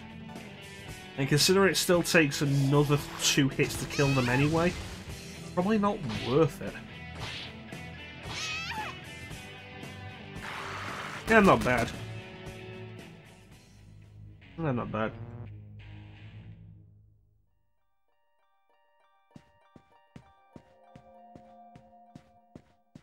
Oh, that's not bad. Have anything else to say, Twinkle Bell? Normal no matter what.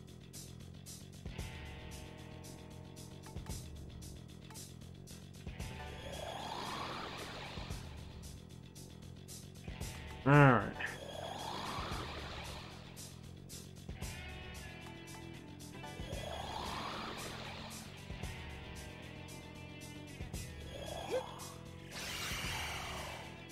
Don't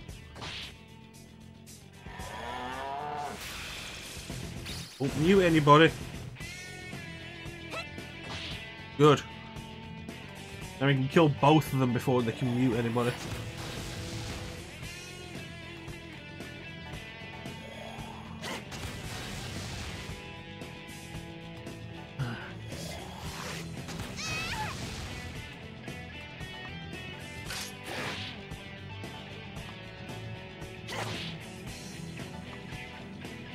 Alright.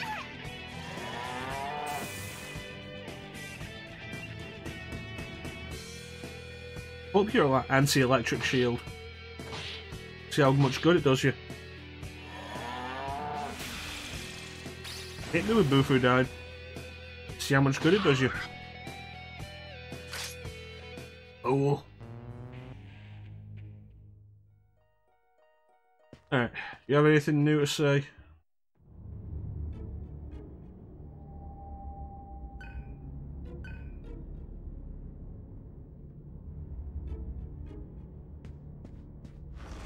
More games. Alright. Again, not transformed?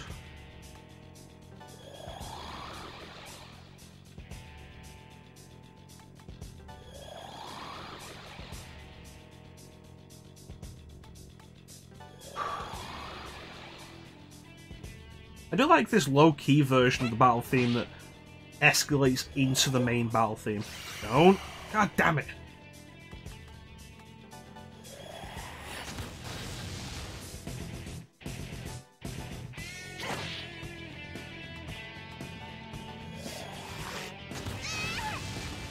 Okay, and hit her with fire again, get that extra half turn, and then just smack them until they're dead. 10 out of 10. This is how we do it. It's Wednesday night. And I feel alright.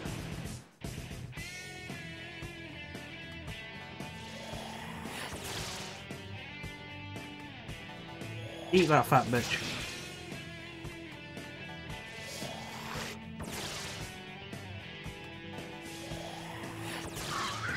Nice.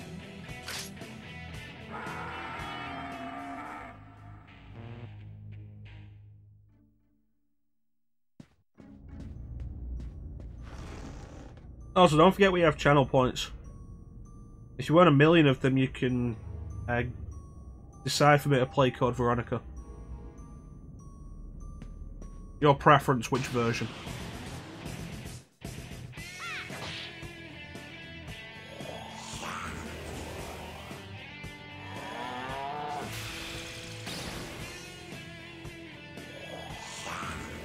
God damn it.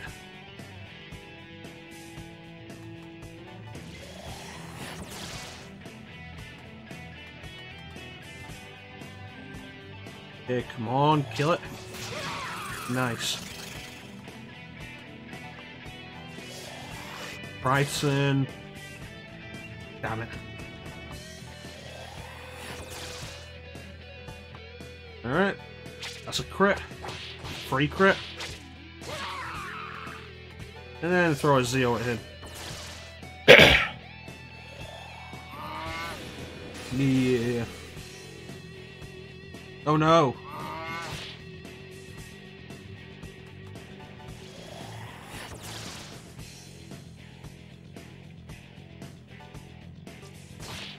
Probably worth knowing that I get to say no.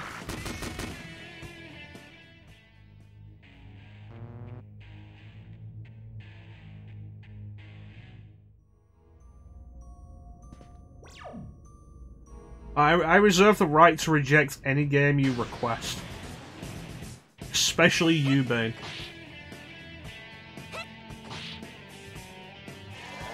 Like, seriously, have you seen Tenshu DS, though? That game's not holding up a full stream. I didn't realize everybody's health was so low.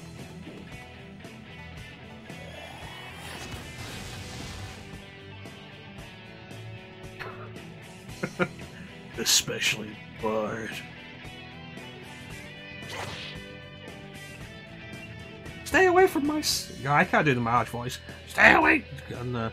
Stay away from my son. Oh, I'll stay away from your son. Stay away. Forever.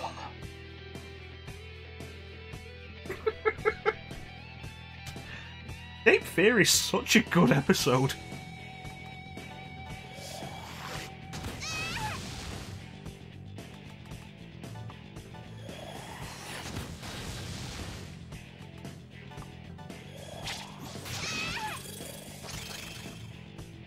Oof.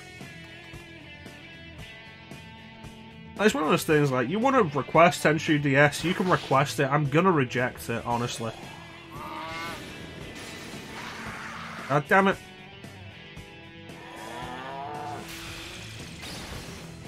Like, you want to request a bad game? Like, you want to request Sonic 06. There's entertainment to be found in Sonic 06. Tenshu DS, there really isn't. And it's the same as with Bubsy 3D.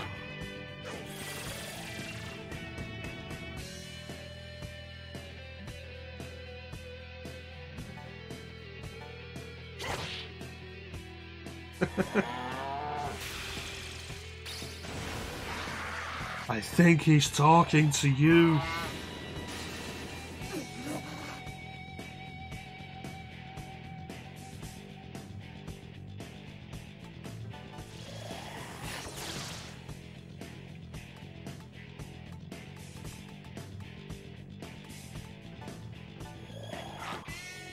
Probably worth going out and getting some more revival gems.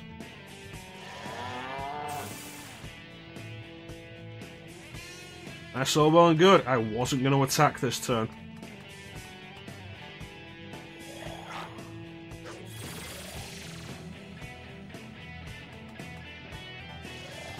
Ah, fuck.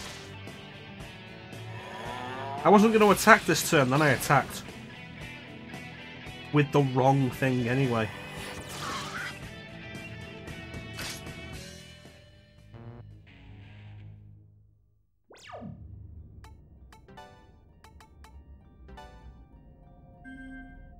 Make It Away Toys is one of my favourite quotes. I've used it so often recently. Take him away, boys. Hey, I'm the police. I'm the chief of the police. I'm the one who says that. Make him away, toys. What do you say, chief? Do what the kid says.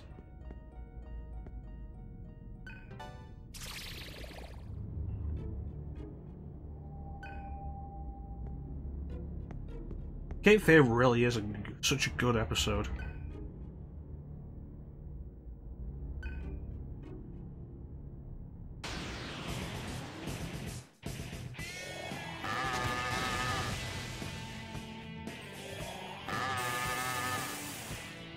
Nobody's equipped with hammer. Wasted that turn.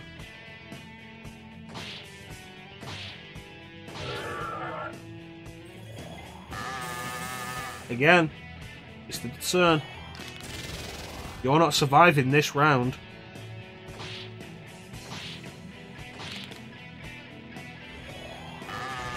Thank God if that kills her. Oh, thank God.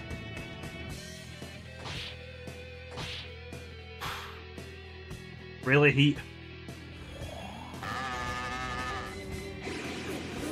That's some good fucking work there, Heat.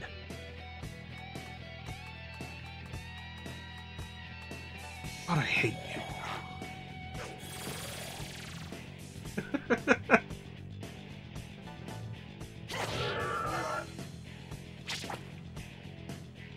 You're just there writing letters in blood and faints from blood loss and snakes just on the bed.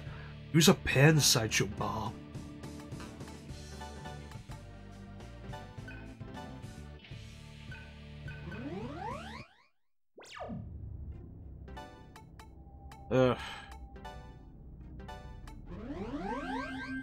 But, Bob, isn't it true you have a tattoo on your chest that says Die, Bart, die?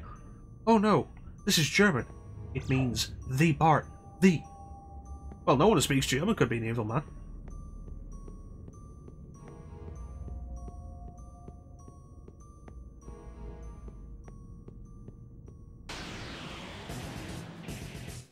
Like, I think there are 2 episodes with Sideshow Bob that are really worth watching.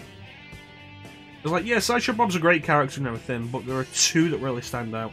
There's Cape Fear, and there's the one that introduces his brother Cecil, which I can't remember the name of. But you know the one I'm talking about. I don't even have to direct that at a particular person. You know which episode I'm talking about if you've ever watched The Simpsons.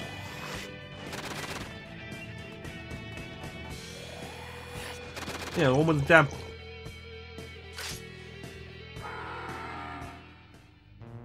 When the police show up, it's like, well, this looks like the work of crazy old Sideshow Bob, and they arrest Bob as well as Cecil.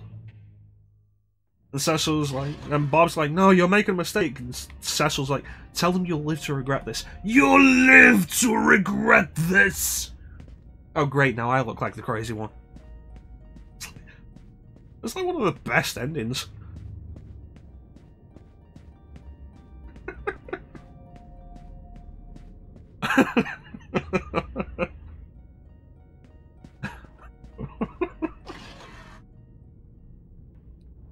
That's the best part. He goes so hard into that. It's like just a quick suggestion from Cecil, and he goes so hard into it. Oh no, you see, that's the thing. Like the first episode with the focus on Bob, where he frames Krusty, not a bad episode. The one where he marries Selma, not a bad episode. But I think of all of the episodes with him, the 2 that are worth watching most, Cape Fear and the one with the dam. Not because the others are bad, but because those 2 are so good.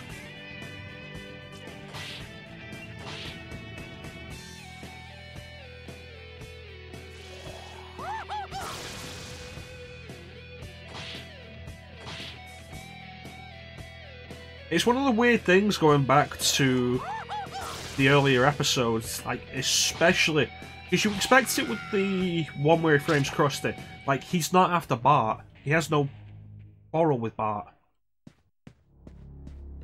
But you kind of get it in your head, like, since then he was always after Bart, and he wasn't. It wasn't until after he foiled his plan to murder Selma that he went after Bart. And I feel like, you know, people tend to forget that a lot.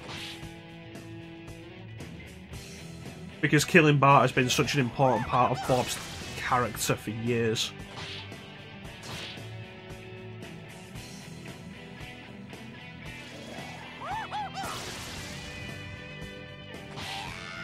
There we go. I just want to get to the save room and remove paralysis.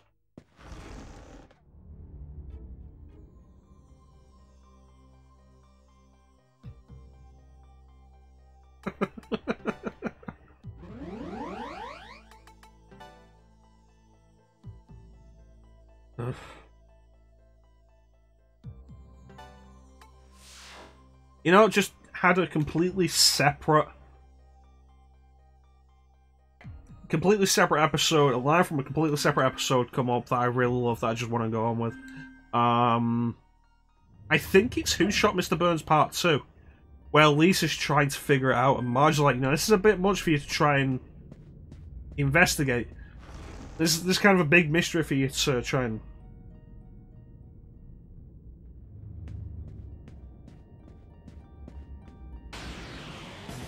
And Marge is like, you know, it's kind of a big mystery for you to try and solve.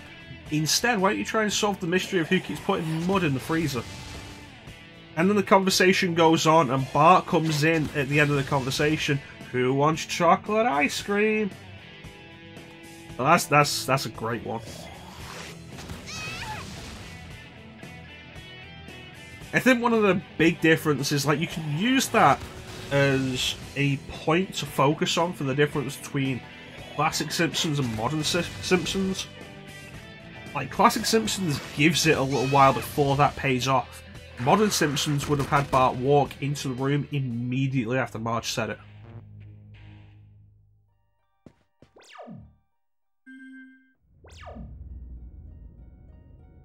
Okay, so 3 more.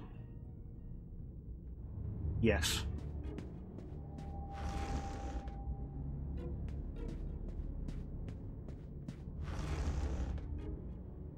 I should put the Simpsons game in the thing in the poll. And you know, if that wins, that's just going to be several streams of Simpsons quotes.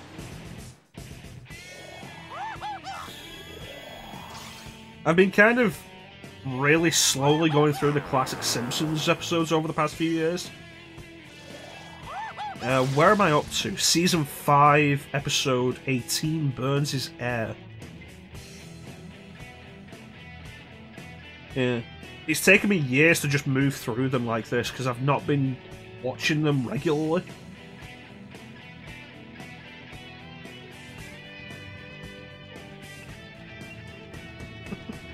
The lamp's getting away.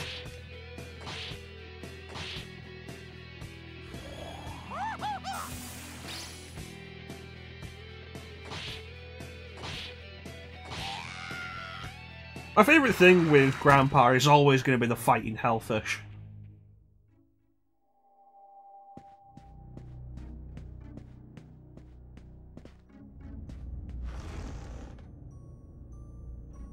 Right, the fighting hellfish is great. Okay, so I don't think we went with that because it was so obvious. There we go. Okay, this is a room... Yeah, we didn't go in here earlier.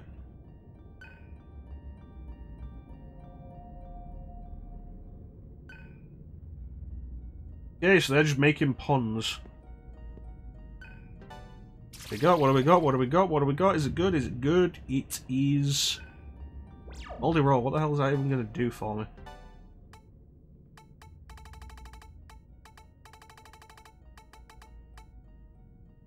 Right, okay.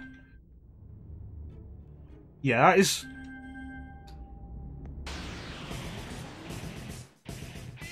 That is another one of my favourite bits.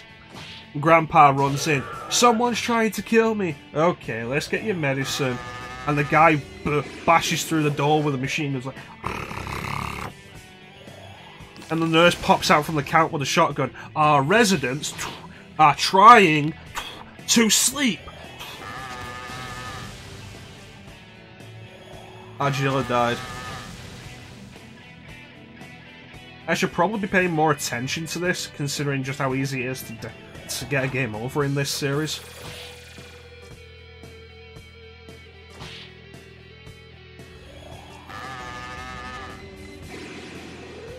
Really hate Mudo. God fucking damn it.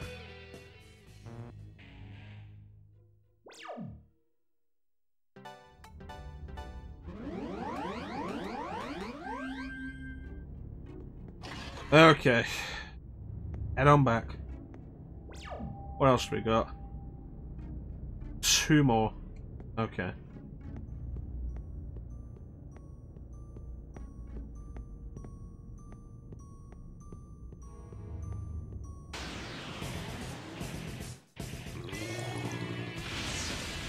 Okay, slime dude, weak to earth. Make sure he never has another turn.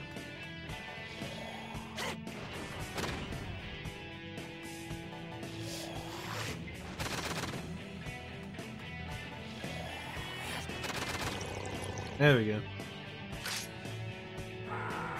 Yeah, this probably should put the Simpsons game into the next poll. That'd be a reasonable idea. Wow, he really racks up the cash there.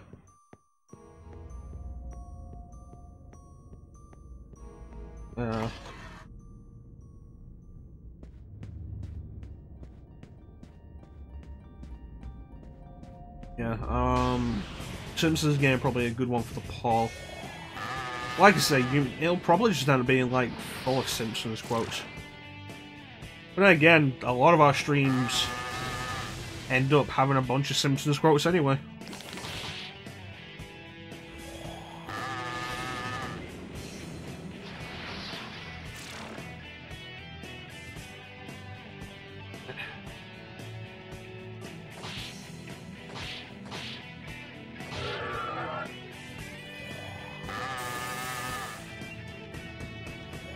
Come on.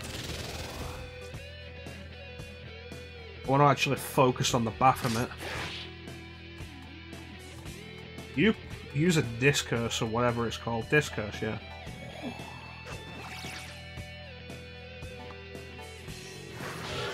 There we go.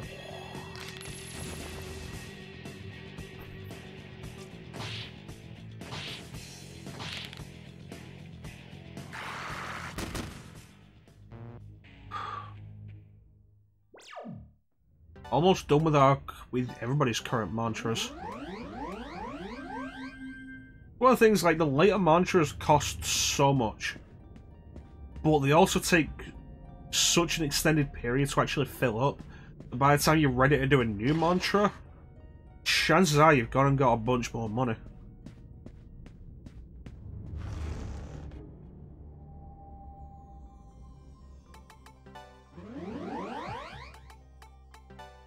You new mantra for heat.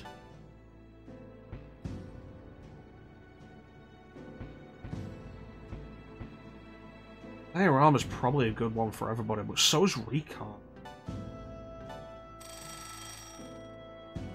Like, everybody should know Resurrection. It's a good idea.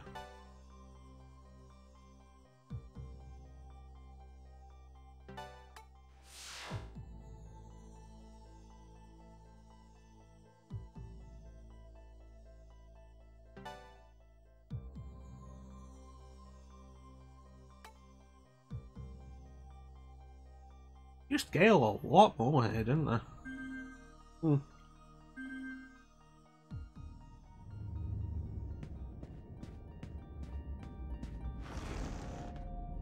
Okay, 2 more. You can get both of them from the right side. I'll make this quick. Then we'll head to a shop, buy some more revival beads, definitely.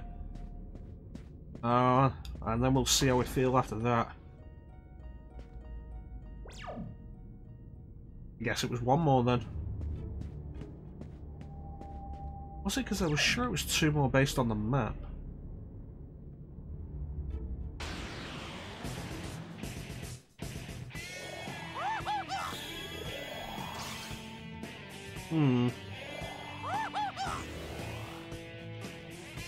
Kill it.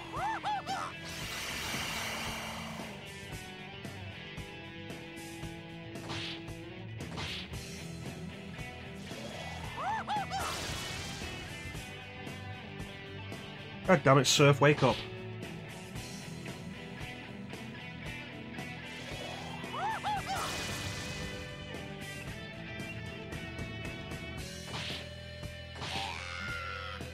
Alright, there we go.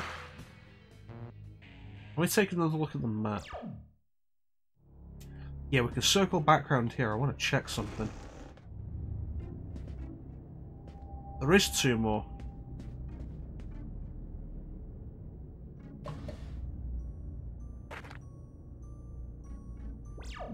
Yeah.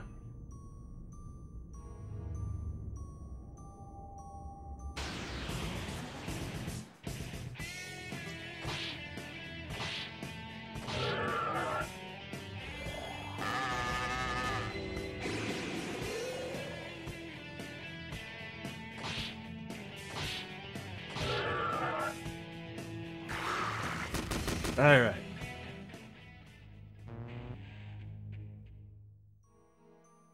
Probably worth grinding to finish everybody's current mantras.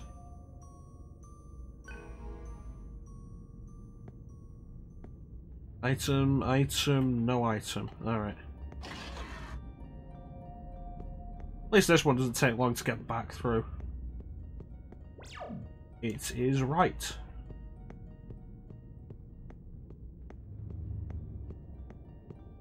Yum yum yum yum yum yum yum yum yum yum yum yum yum.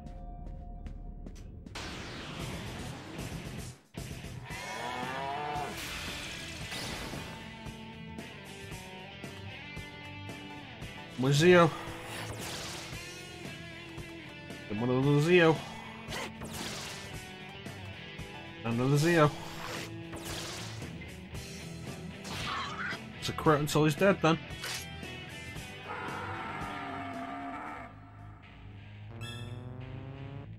Level 30 for Ardula.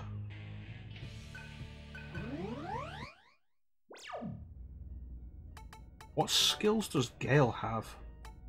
Zanma, Zio, Bufu. He doesn't have Agi.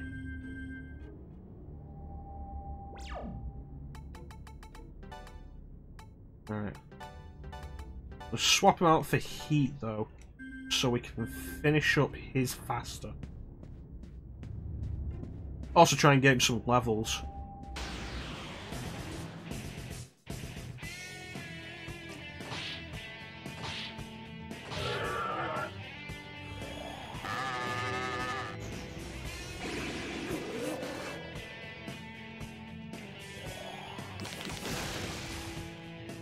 Really do hate Mudo.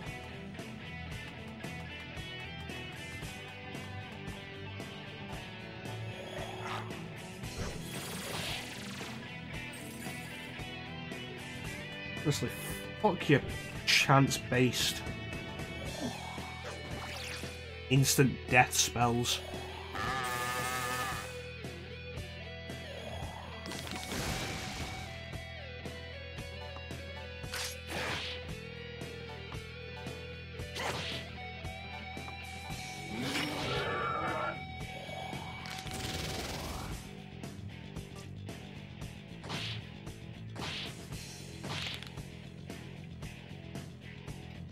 Alright.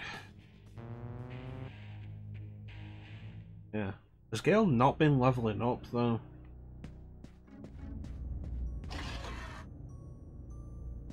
Worth considering. It's also worth checking if there's a mantra for that will give you an ability to still receive experience outside the party.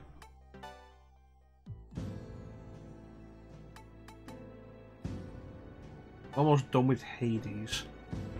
Death, Expel, Boost. No. MP, Karma, Akuro. Shared Karma is not a bad idea. 20,000.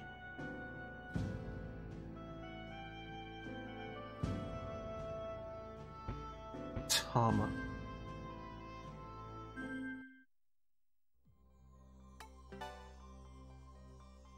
Alright. Well, we're on the last hole to check out.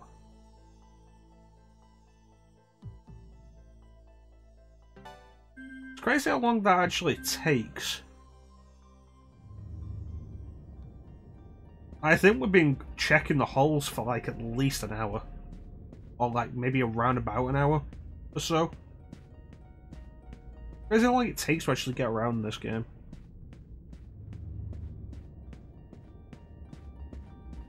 Don't forget, voted RPG fans, best RPG on the PS2.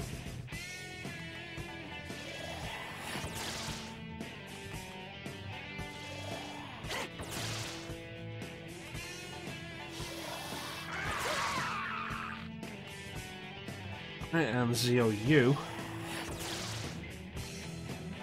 Yo again. And you eat him. Sweet.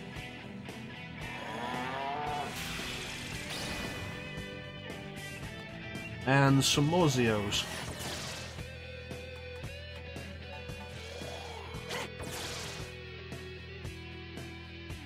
Alright, that's guaranteed crits.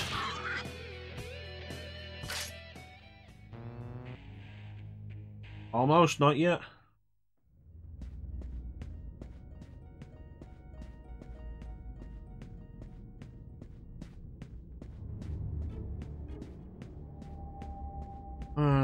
I don't know. I think there's anything interesting going on right now. While we throw some more Zios at them.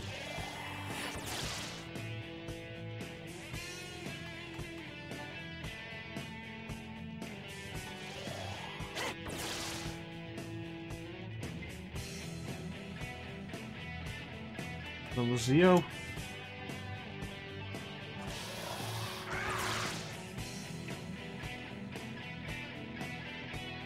And just hit him. There we go. I remember strength is actually higher than magic.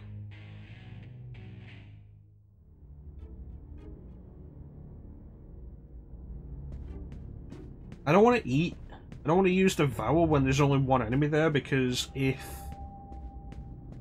that gives the character a stomachache, then all of that karma is wasted. Until I get the Iron Stomach ability, not something I'm going to be doing.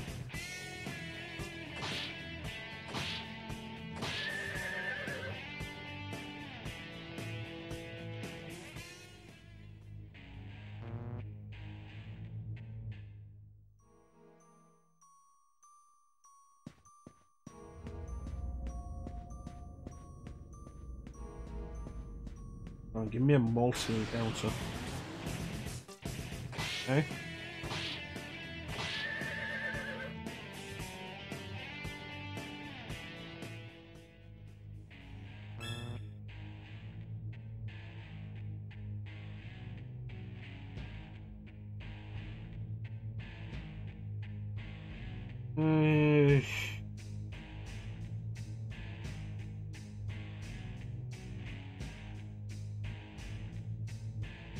Alright, no news of interest, it seems.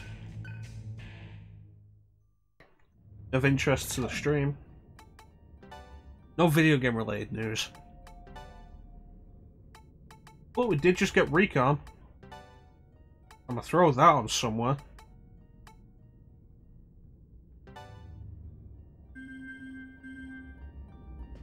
Save and give Gale a new one.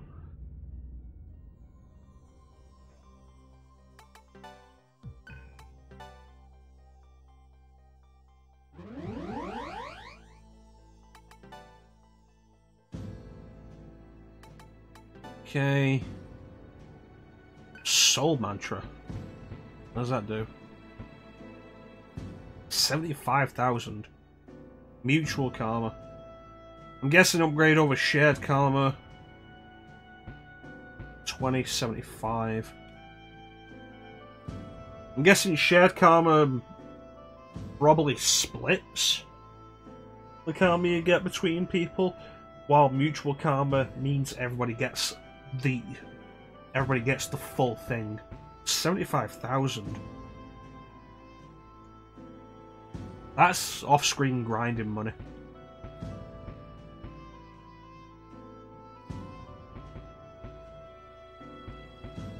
What's this one? Samarkand. 15,000 as well, that's weirdly cheap. Where does that go? Here. Where is that? Right at the end. Alright. Inducing, healing.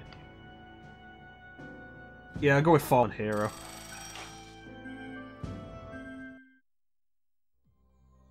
Getting everybody up to have diorama is a good idea.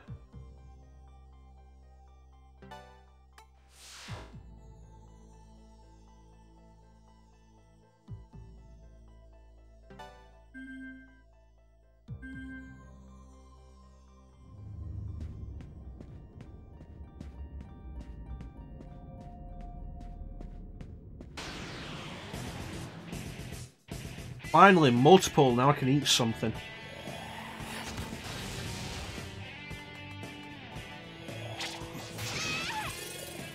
There we go.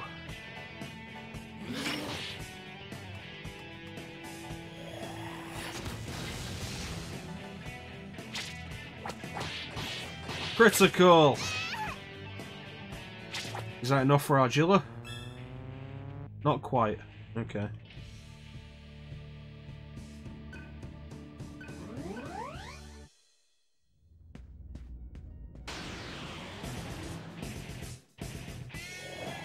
Okay. If Argilla eats one, or if Surf eats two. Hell, if Surf eats two, that would probably finish everybody. Yeah, that would probably work.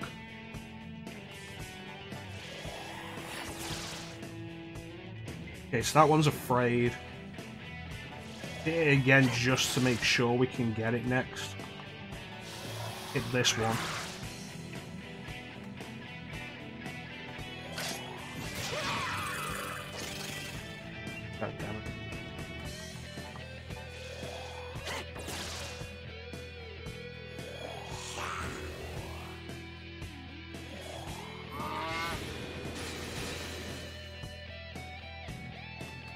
Okay. Shocked.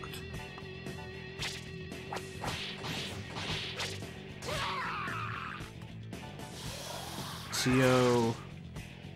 Really, Gale?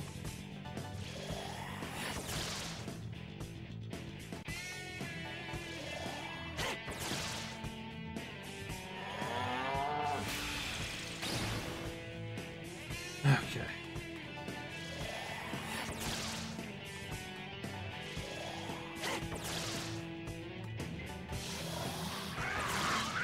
That's it. Damn it. More than I expected it to require.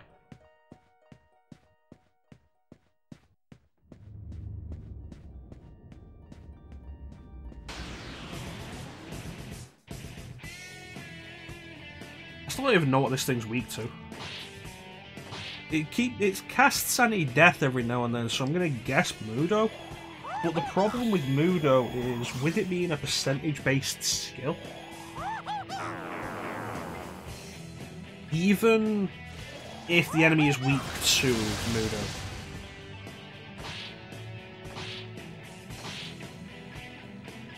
there's still a chance it won't work, which is infuriating. Like, Hammer in this game is half. Seems to be 50% damage of your current health. In other games, Hammer is just like Mudo. It's chance of instant death.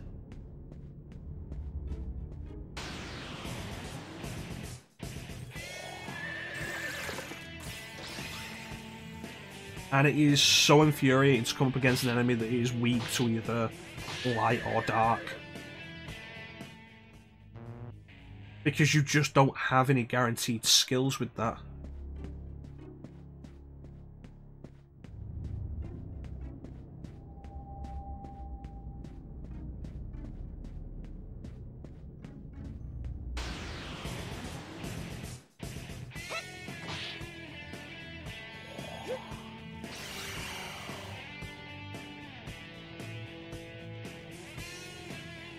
Alright.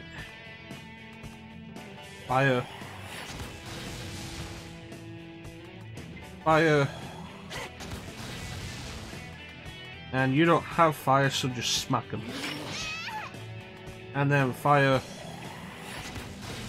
Smack, smack. Sugar smack. Give me a smack and I'll smack you back. There we go. Fierce Spirit Master.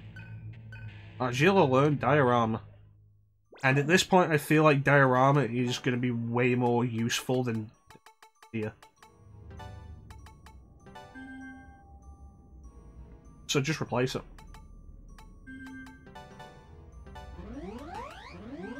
We're at the point now where when we need health recovery, we need enough health recovery that the bottom tier healing spell is probably not going to cut it.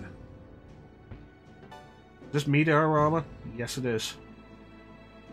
Thirsty.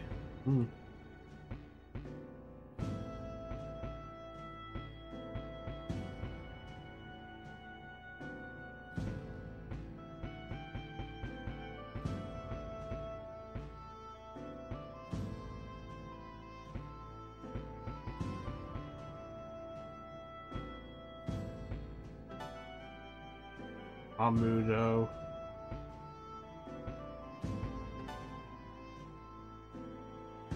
Yeah, Rickarm is worth it. Rickarm on everybody. I should also check actually what else we got.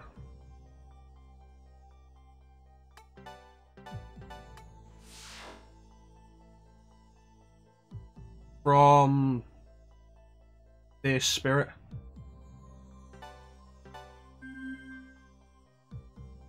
My main focus on it was Diorama.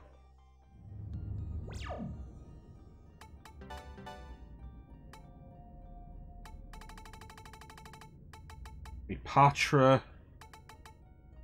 That just cures stun.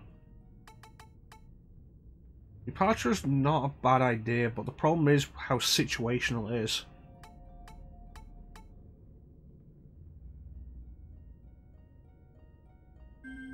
It's a case of, if you're gonna have it in your loadout, it's probably because you've seen that a lot of the enemies in the current area are gonna use something that it cures. And use it regularly.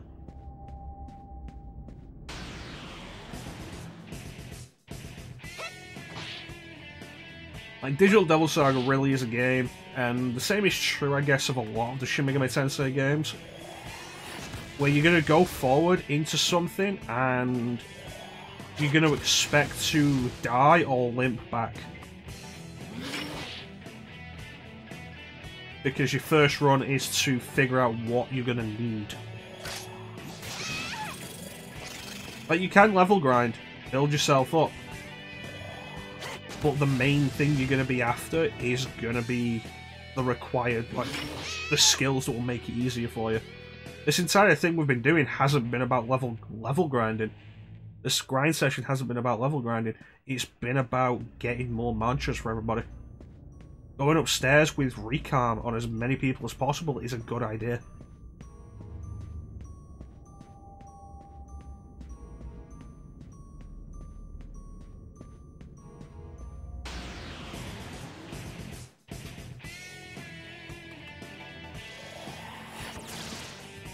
Okay, you're afraid.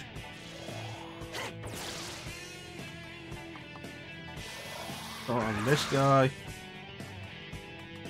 Eat the guy on the left. Nice.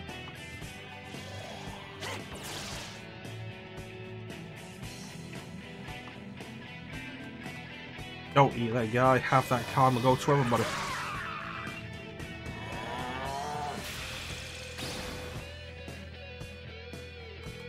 Zio. Zio. Zio, go. Stronger than before. Oh. Alright. On, Hades. Damn it.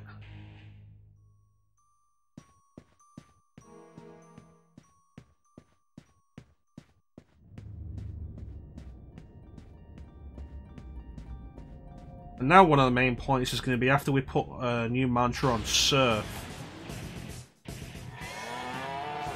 having money for the shop.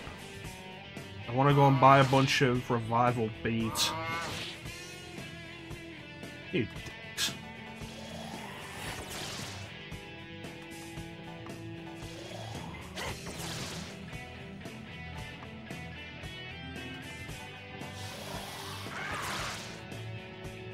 Okay, come on, devour. Nice. Then just hit the other one. Shocks, that's guaranteed criticals. There we go. Come on. Yes. And a level up. Always appreciate that.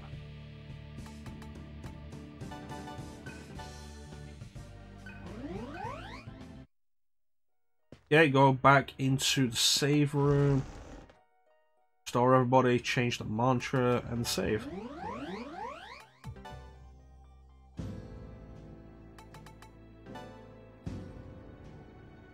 Soul mantra. 150,000 for Samarikon.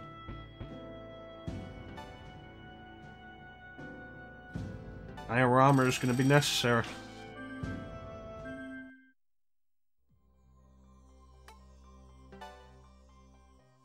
I don't dislike the mantra system. It's interesting and gives you a lot of creativity over your characters. Reminds me in some ways of the sphere grid from Final Fantasy X.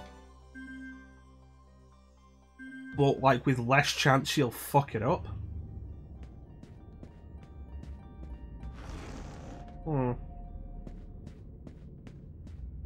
Yeah, it's just that one left now.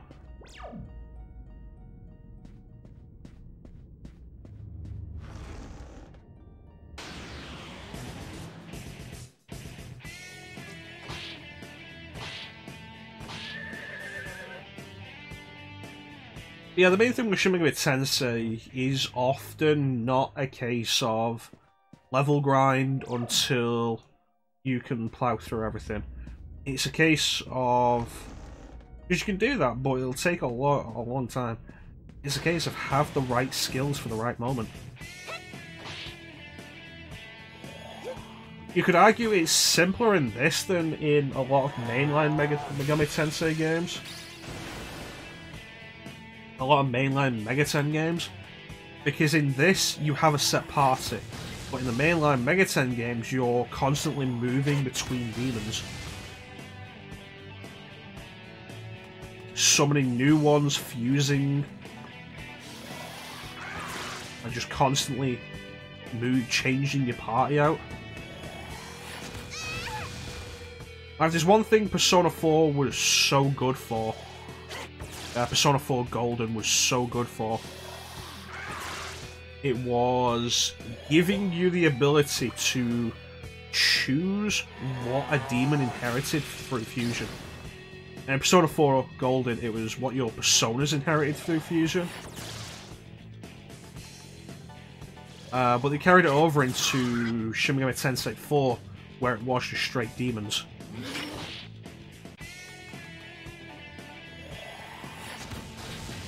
And so when you fuse your demons, you could choose what they would learn from the demons that they fused from.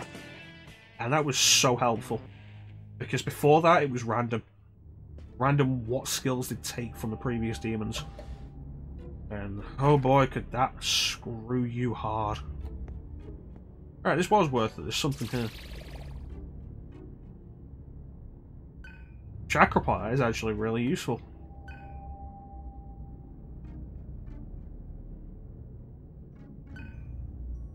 Okay. Alright, let's get out of here. Go shopping. Getting a decent amount of money per fight. By the time we get out of here, we should have money for a bunch of revival beads.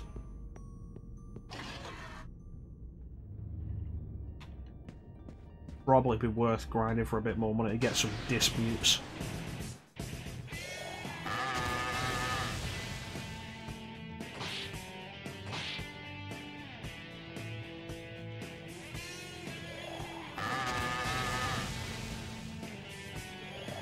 Oh, sweet. Got anything going on with anybody in the chat? How you guys doing? Been a lot of me rambling about specific mechanics and shit recently. How are you guys doing?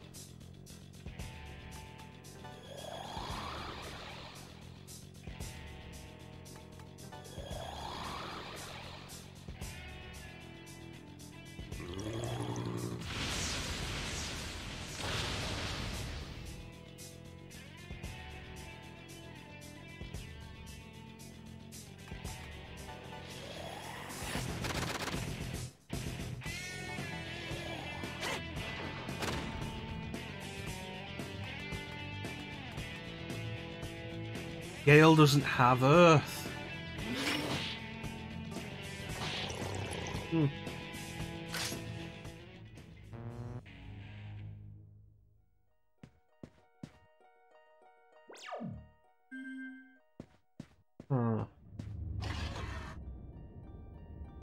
Been grinding for almost 2.5 hours.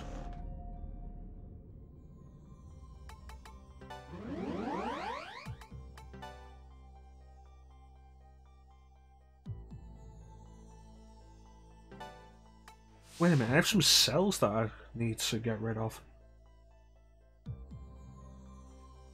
That's ender trash. Nothing else to do but get money for them. Right, let's head to somewhere with a shop. The Maribel territory has a shop right at the entrance. Oh, did you? When'd you do that, babe? Probably worth noting, like, be wary of PS2 classics on PS4 in Europe. Because they have a bunch of judder to them. because a lot of PS2 games on the PS2 games on PS4 are set to run at 30. Set to be locked at 30 FPS. A lot of PS2 games that are on there came out before having the option to run games at 60 Hz was an option. Was something we could do. So they run like slightly less, like 25 frames. But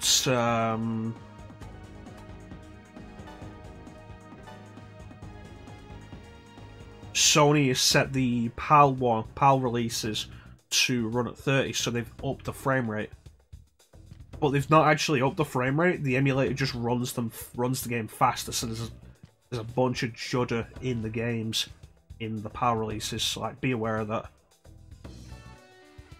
Yeah, we were talking about Rogue Galaxy earlier because Crag, remember Crag, was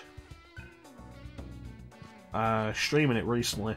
That's like the main reason I wasn't watching it was because I wanted to check it. I wanted to do it myself, and I've had it on PS2 myself for years. I started it, played it for a few hours, and then just never went back. You know, as is the case with so much other stuff.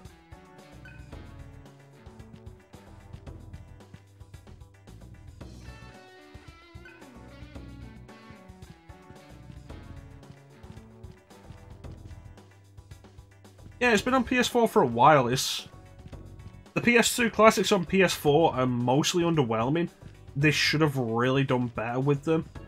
But there are a few games on there actually worth checking out. Like Parappa the Rapper 2 is on there. Which I personally think is interesting because I've never seen Parappa the Rapper 2 out in the wild.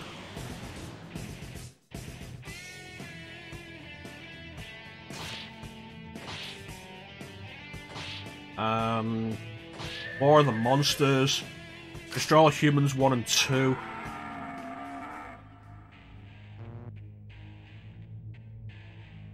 Yeah, I have Crag set on the auto host. Everybody who is on the Boys channel on the Discord, the streams I recommend are set as auto host. There's also Magic Core.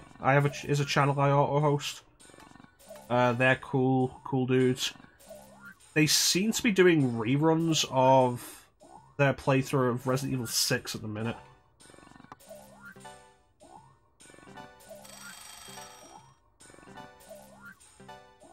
When they did a playthrough of that game, handgun only, on the hardest difficulty.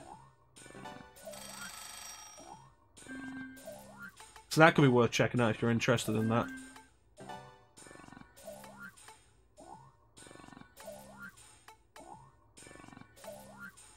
Oh, that's probably worth it, but I haven't used bullets in ages.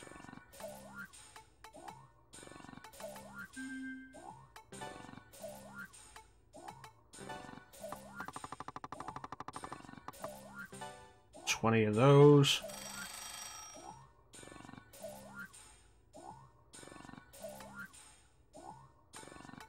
Yeah, I have auto host. Dismute's a good one to have. I have auto host set for a bunch of people. Klim's on there, Frag's on there, Teak is on there.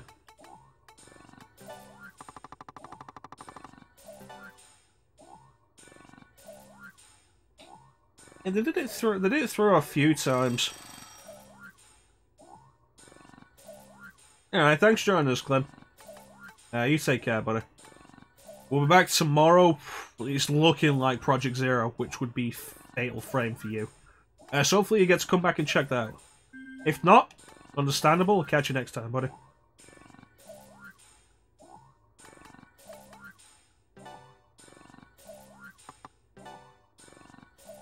Alright, let's get everybody some of these hollow points. And by everybody, I mean everybody I have in my party. Okay, we currently have Metal Jacket. Metal jacket. Frigid shot. Metal jacket. There we go.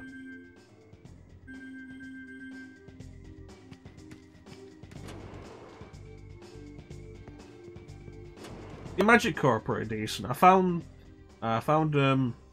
when they were streaming.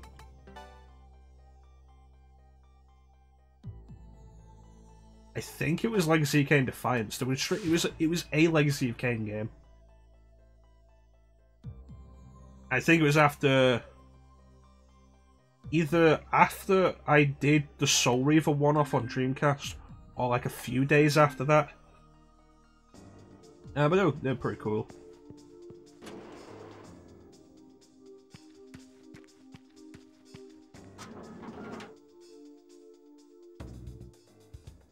So I have them on the auto host list. Claim, Teak, Crag. Ali's on the auto host list, but she is rarely streaming when somebody else hasn't already taken the slot. Because auto host goes to the first person who goes online when I'm offline.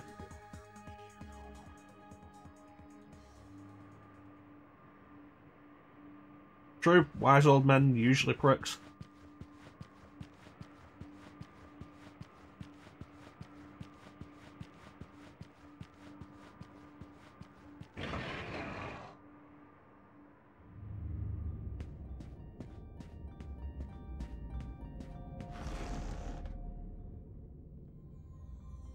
Alright, so I think what we're going to do now, though, is we'll save this. We've done enough grinding for today. We've built up a bunch of mantras, jumped up a bunch in level.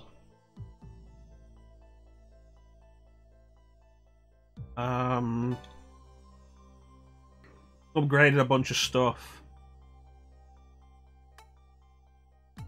Yeah, we are further than this now.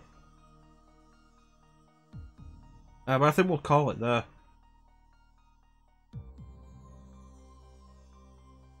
So, I want to thank everybody who joined me for this casual grinding stream. And thanks for keeping me company, guys. Otherwise, I would have just been sat here with like a YouTube video on while I was doing this.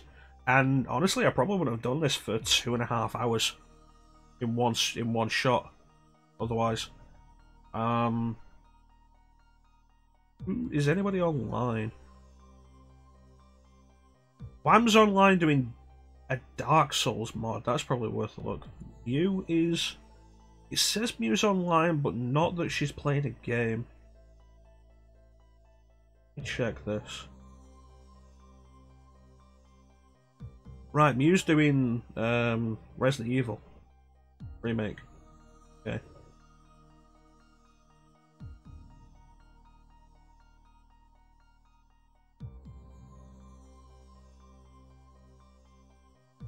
Yeah, I want to thank everybody who joined the stream. Big special thank you to everybody who joined the chat, kept me company. That's Clem, Manda, Bane, Signer. Thanks everybody who joined the chat. Thanks for keeping me company during this this grind session, guys. We'll be back tomorrow, 8 PM Greenwich Mean Time, with the winner of the vote. Looks like it's going to be Project Zero. It's Fatal Frame for anybody who lives in the US. So that should be fun. Never done that game before. We're going to have the face cam, so you can catch all the spooks. And with that, we're going to go raid. Let me copy the name because she has a weird name.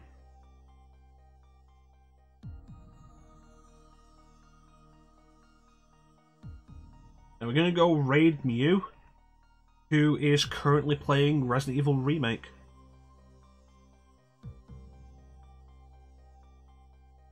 Copy that and throw that in.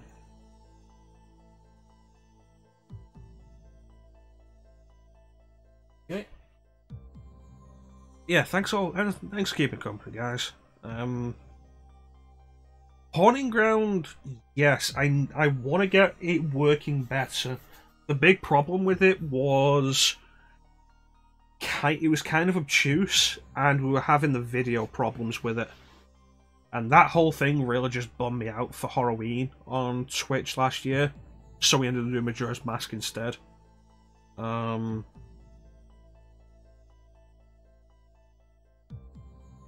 me... Mew go. Oh, that's the problem. There we go.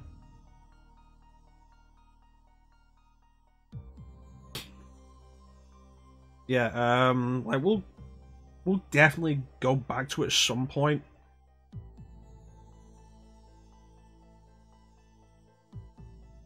I never finished Heart and Ground. No, I never finished Heart and Ground. Speaking of Heart and Ground, Clock Tower at some point. Probably the first Fear and the PS1 game. And Clock Tower 3. Worth checking out. But yeah, once again, thanks to everybody for watching. Thanks to everybody in the chat for keeping the company. I always really appreciate it. That's the best part of the stream. Thanks for watching. Have yourselves a fantastic time of day, and take care. We're gonna go raid Mew now. She's playing Resident Evil Remake, and hopefully you'll enjoy her. Hey Teak, you just caught us at the end, buddy. Project Zero tomorrow. Take care, everybody. Bye bye.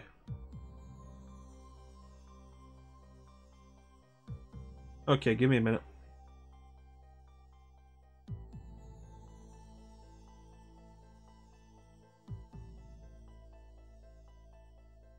Let me just do this manually.